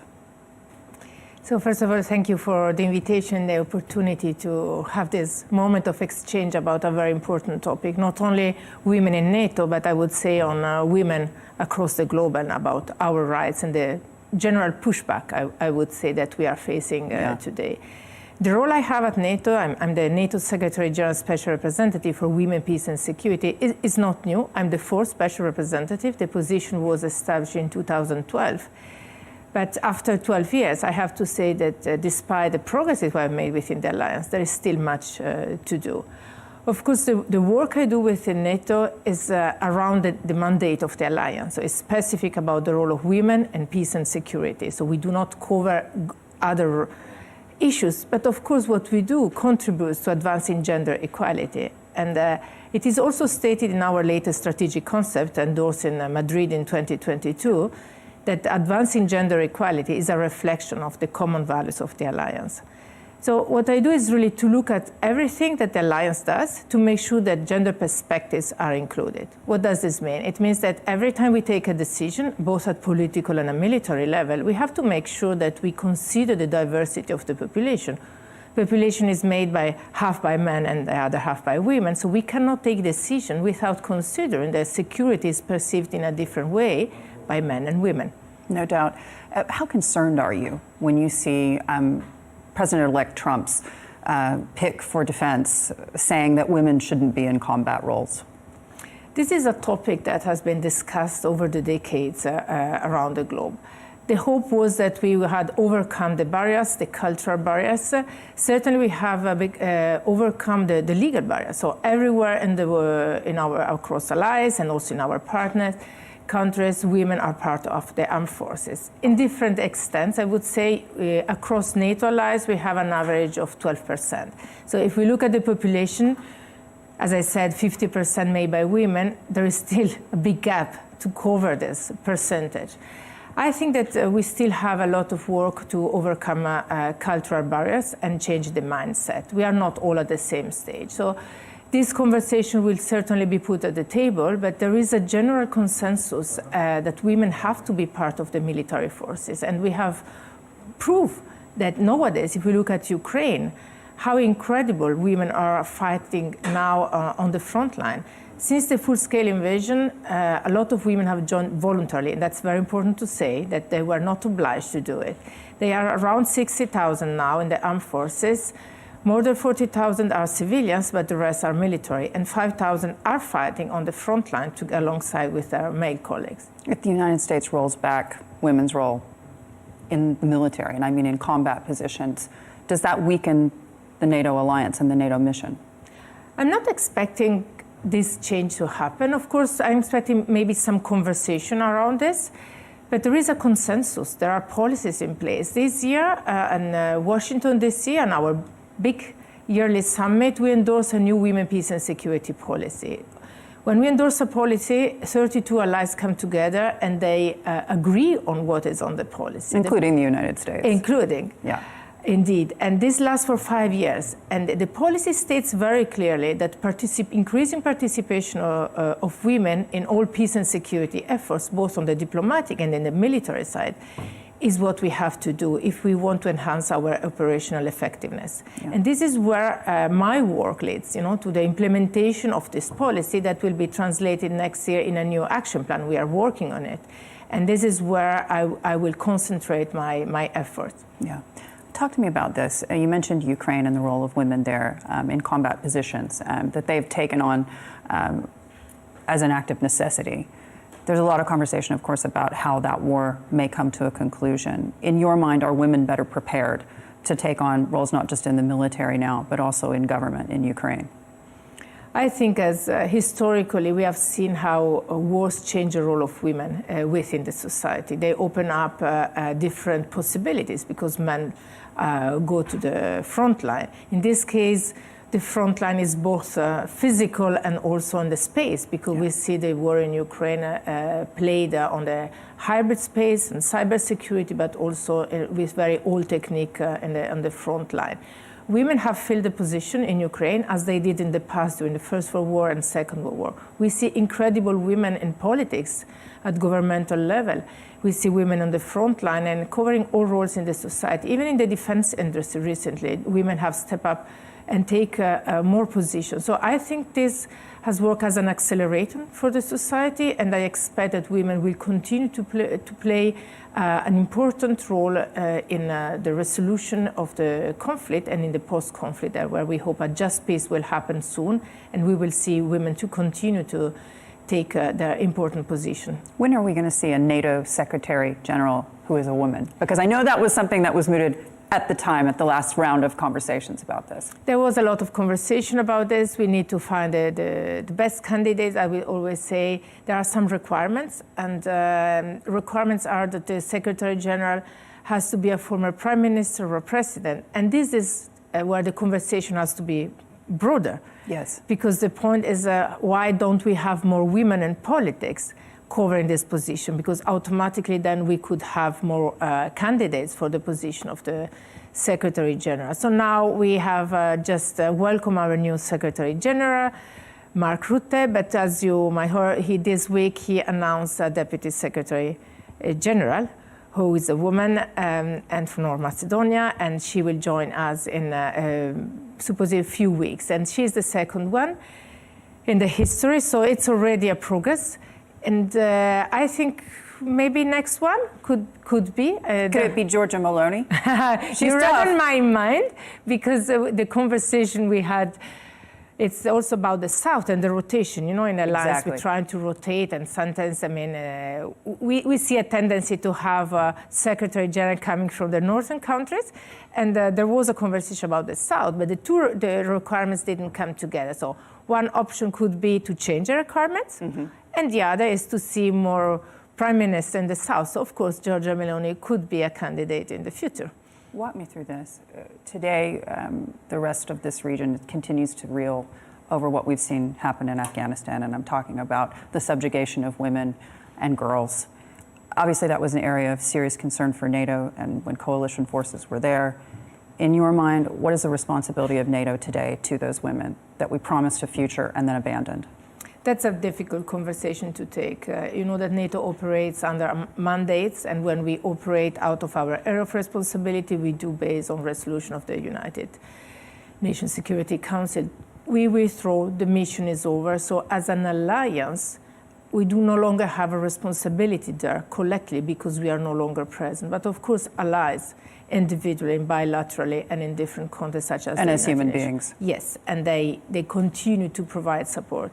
The situation is very worrisome. There are no words to describe what happened. And I think that individually, as you said, a human being and with our respective roles at national level, we have to continue to speak out about what is happening there and to fight for women's rights, because the silence will really put them, in a we will forgive about them, even if we don't do. But in the global conversation, you see, if you read the newspaper, it doesn't really come on the news so often.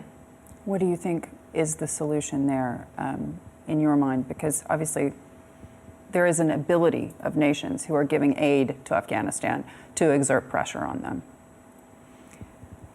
If I could have a solution, I would try to put this, implement it. I found that extremely difficult. What I'm doing on my side is to continue dialogue with women from Afghan and see if there is a way to support. One of the focus is always how to train women to create space for dialogue for them in terms of dialogue also with the Taliban or mediation processes. And I know that there are several women who are also present in Doha a few years ago that continue the dialogue and try also to train younger generation to make sure that they will have the possibility to play a role and to exercise their right. When you come to a forum like this one, based in the United Emirates, a country that has promoted women, not just to positions in government, also mandated their participation on boards in the private sector, are you encouraged by what you see and how the region is evolving? Indeed, I am very much. I'm very happy to be here and to have the opportunity to engage in person, because I think this is the best way when then you have a concrete example that you can share. When people ask me, what do you do? It's difficult to explain then if you don't have stories to tell. And changing the narrative is what we absolutely have to do. So it's a very positive example, and I'm really looking forward to attending the forum tomorrow. Tell me this, what is missing in your mind from the global dialogue for women? Because when we speak about this from a business perspective, we talk about quotas and we talk about a number of women on boards. One woman feels alone, 2 women has a friend, and then 3 women can make a change. But in your mind, from a governance perspective, from a security perspective, what needs to change? I think it's a question of the cultural change I was mentioning earlier. And it's about gender, what we call gender-responsive leadership. We focus a lot on the participation of women, but we still find resistance, cultural barriers. And sometimes women are there because government decide to do, and then speak at global level, not referring to the local situation. But at the end, there is no real willingness to integrate. So it's more a token than a reality. So I think that what we have to look is the change of mindset of who is in power today, which in the normality are men. So we have to look into what we call the gender responsive leadership to say that to train, to dialogue with both men and women together to understand the benefit that the entire society will have if women take on more position at high level. It's not for women, it's not helping women to do something, when they say, I'm helping my wife. No, it's not about this. Because in the moment where the dynamic changes, men will benefit from this different dynamic. They will have more time for the children. They have more time even for discussion and conversation, not under the pressure. And the solution that will be found will be better solution because they will really bring the perspective of the entire society. So this topic of the gender responsive leadership is something I advocated for and I put as a first goal of the new policy at NATO, because I think that in a male-dominated environment, while we work to increase the number of women, we have also to work with the men who are present to make sure that we can reach the same high-quality solution in a shorter time. Bring them with us. Yes. Irene, it's great to have you here at Al Arabiya. Thank you so much for joining me. Thank you.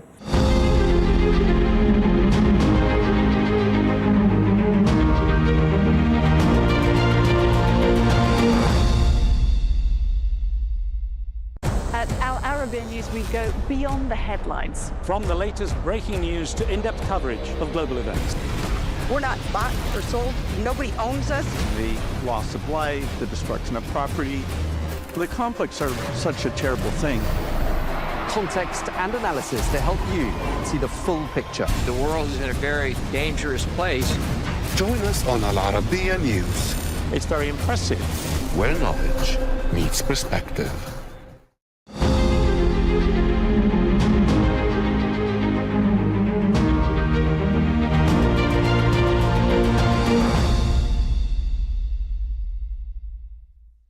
Your Excellency, I want to kick off by just asking you to walk us through how you see the role of public service, because it's not only a family legacy, but it's also a passion. Just for some context, for those who might not know, my grandfather was Shahid Zulfikar Ali Bhutto. He was the first democratically elected Prime Minister of Pakistan. He gave us our constitution. He was a voice for the disenfranchised, and he gave his life for his country. He was sent to the gallows by a cruel and conniving dictator who sentenced him for a crime he did not commit. Only for 50 years later, for the same Supreme Court that was stained with his blood to come out and say he was innocent. Only proving my grandfather's last words, which were, "Oh God, help me, for I am innocent." My mother, Shahid Mohtarama Benazir Bhutto, was the first and youngest female Prime Minister of Pakistan and in the Muslim world. And it was her pursuit for justice for her father which propelled her into politics. And hers was a turbulent journey. She faced police brutality, incarceration, character assassinations, too often used on women, exile. She was basically a mother raising her children, as well as fighting for my father's release from jail, and all the while running and leading the largest political party in Pakistan. So as you can see, it's not an easy legacy to live up to, but it's one that I can't walk away from. For my family, sacrifice, service, fighting for the greater good is all we know. My grandfather used to say that the paradise of God lies under the feet of your mother, but the paradise of politics lies under the feet of the people. And for my family, these are not mere words. This is our ethos. How do you view the situation for women in Pakistan today? What I've seen with my mother, and something that I still see today, is that women have to work twice as hard to get half as much acknowledgement as a man. But we are a strong and resilient force. The founder of our nation, Qaid-e-Azam Muhammad Ali Jinnah, used to say that there are two great powers in this world. One is the sword, and the other is the pen. And there's a great deal of rivalry and competition between the two. But there's a third power, greater than both, and that is our women. So the more time I spend on the ground, I see what a strong force we are.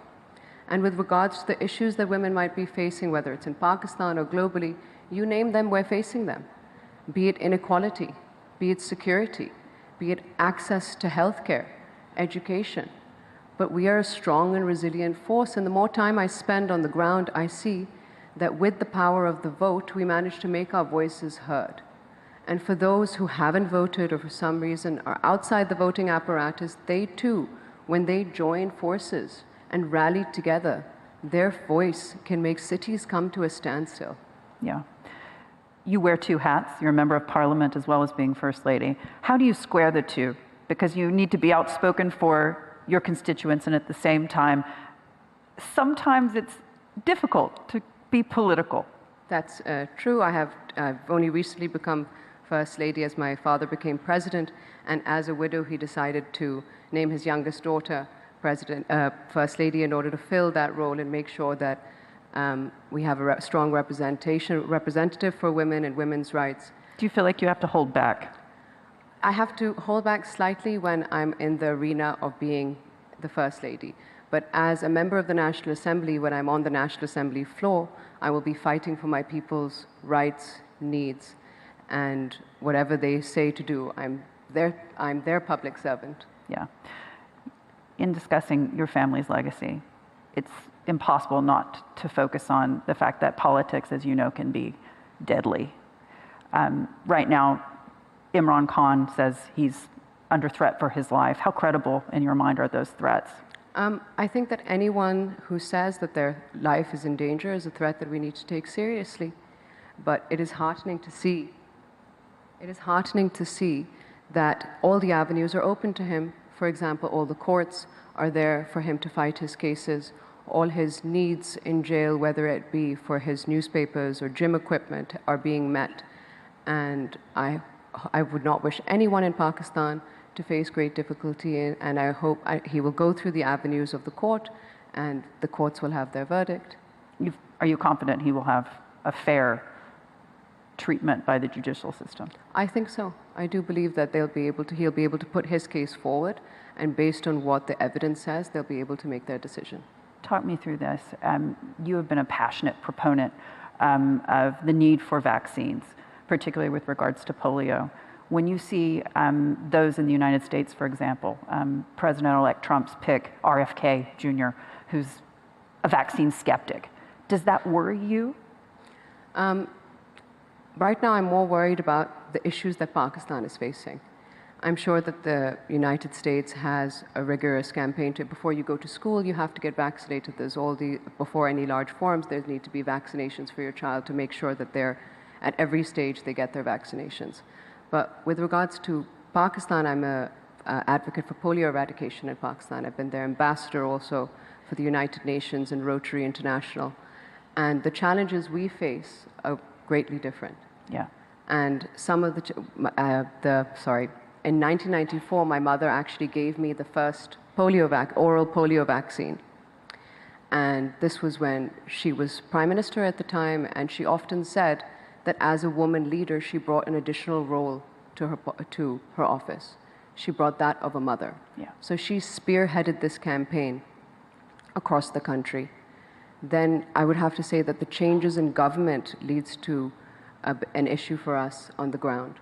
We had a period of dictatorship under which the reality of the situation was simply not being reported. We went through another change in government under which all the stakeholders, be it the President, the Prime Minister, the Army Chief of Staff, all believed that this was an important issue and they were determined to eradicate this disease. Then we went through another change of government under which the government at the time did not take this seriously. And when the heads of government don't take this issue seriously of vaccination, there's a trickle-down effect. It trickles down to the bureaucrats, it trickles down to the health ministers, the health systems, all the way down to the health workers on the ground. Yeah. That this is not a serious issue.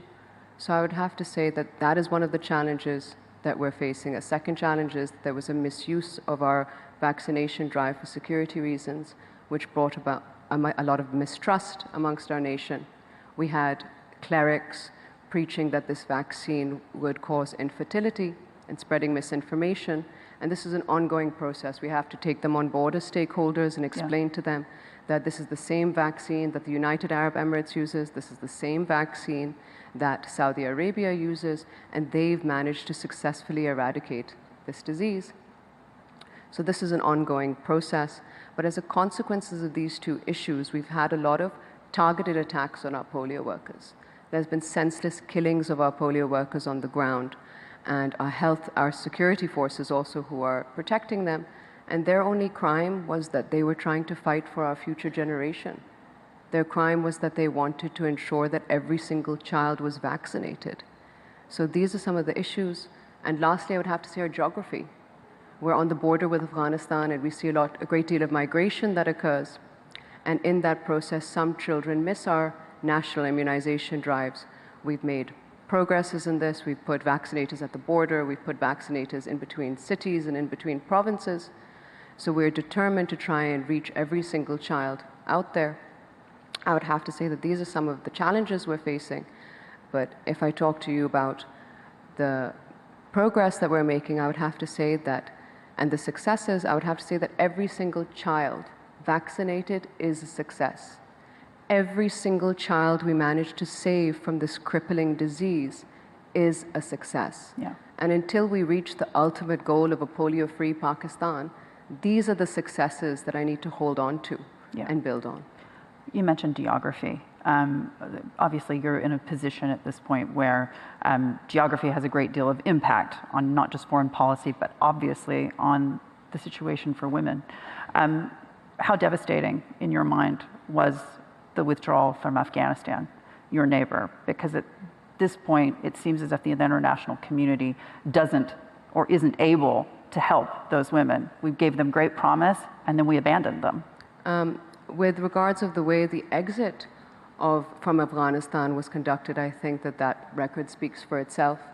It's devastating to see, but we have to have faith in the Afghan government and their systems to try, and we have to ensure that as a country like Pakistan, who is our neighbor, we can try and encourage them to, take on board our women and perhaps not go with such stern language when it comes to them. But it's also that they are their own country, and we can't dictate them to tell them what they should do. Yeah. Do you happen to think that there's something that the international community could do to help women there that they're not doing? Is there a pressure that we could exert? I think that it's a very difficult situation because in the manner in which they stayed and they exited, it causes great difficulty for anyone in the world to dictate to them what they should or should not be doing. Yeah. So I think engagement with the Afghan government is the best option we have. Yeah. Tell me this, when you think back to the legacy of your mother, not just as Prime Minister, but also as a parent, what are some of the lessons? As I get older, even 16 years on from her assassination, I realize that there was a lesson in everything she said and did. Yeah. And despite the greatest odds, she managed to endure with incredible elegance, dignity, and grace. And if you've ever seen Sucker Jail and the condition she was in, you would see how difficult that was. So in the face of adversity, I can only hope and pray to have half as much elegance, dignity, and grace as she did.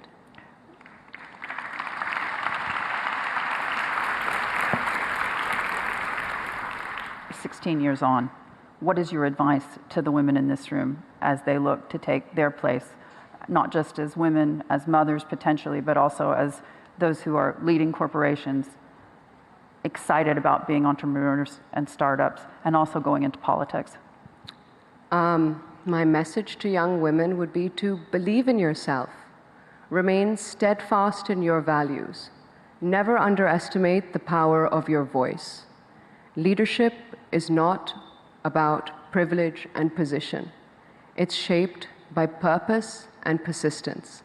And we must remember that the road ahead will be challenging, but we must embrace education, foster empathy, commit ourselves to uplifting all those around us. True leadership lies in service to others and the pursuit for justice, opportunity, and equality for all.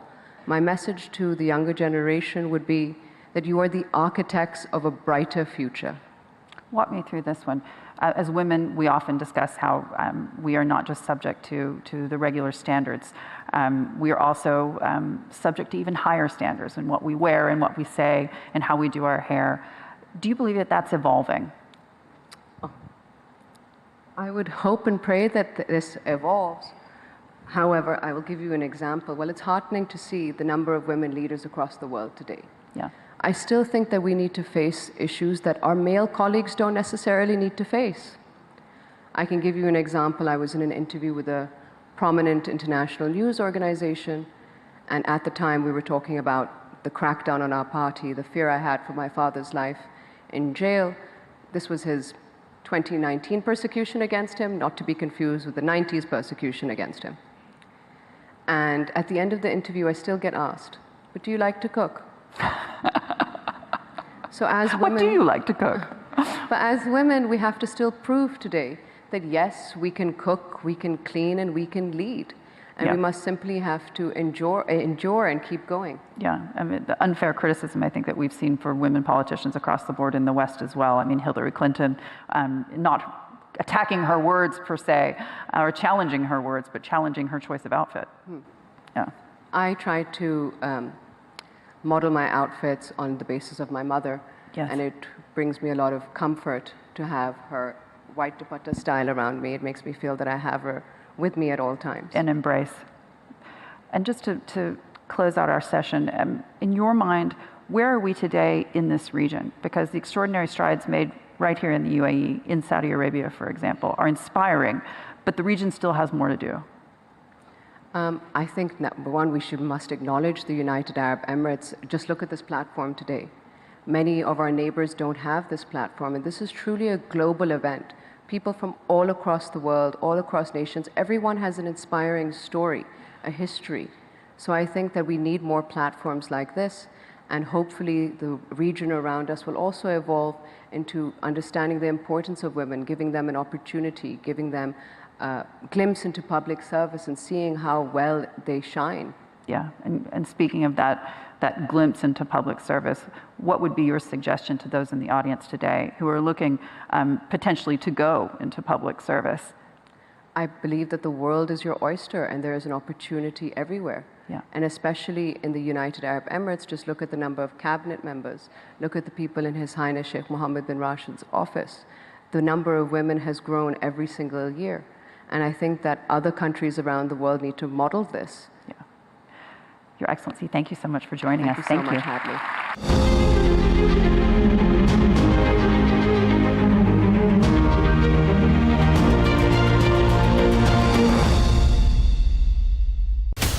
From the White House to Gaza, Kiev to Beijing, elections, economics and the environment compete with conflicts and other complex issues for our attention.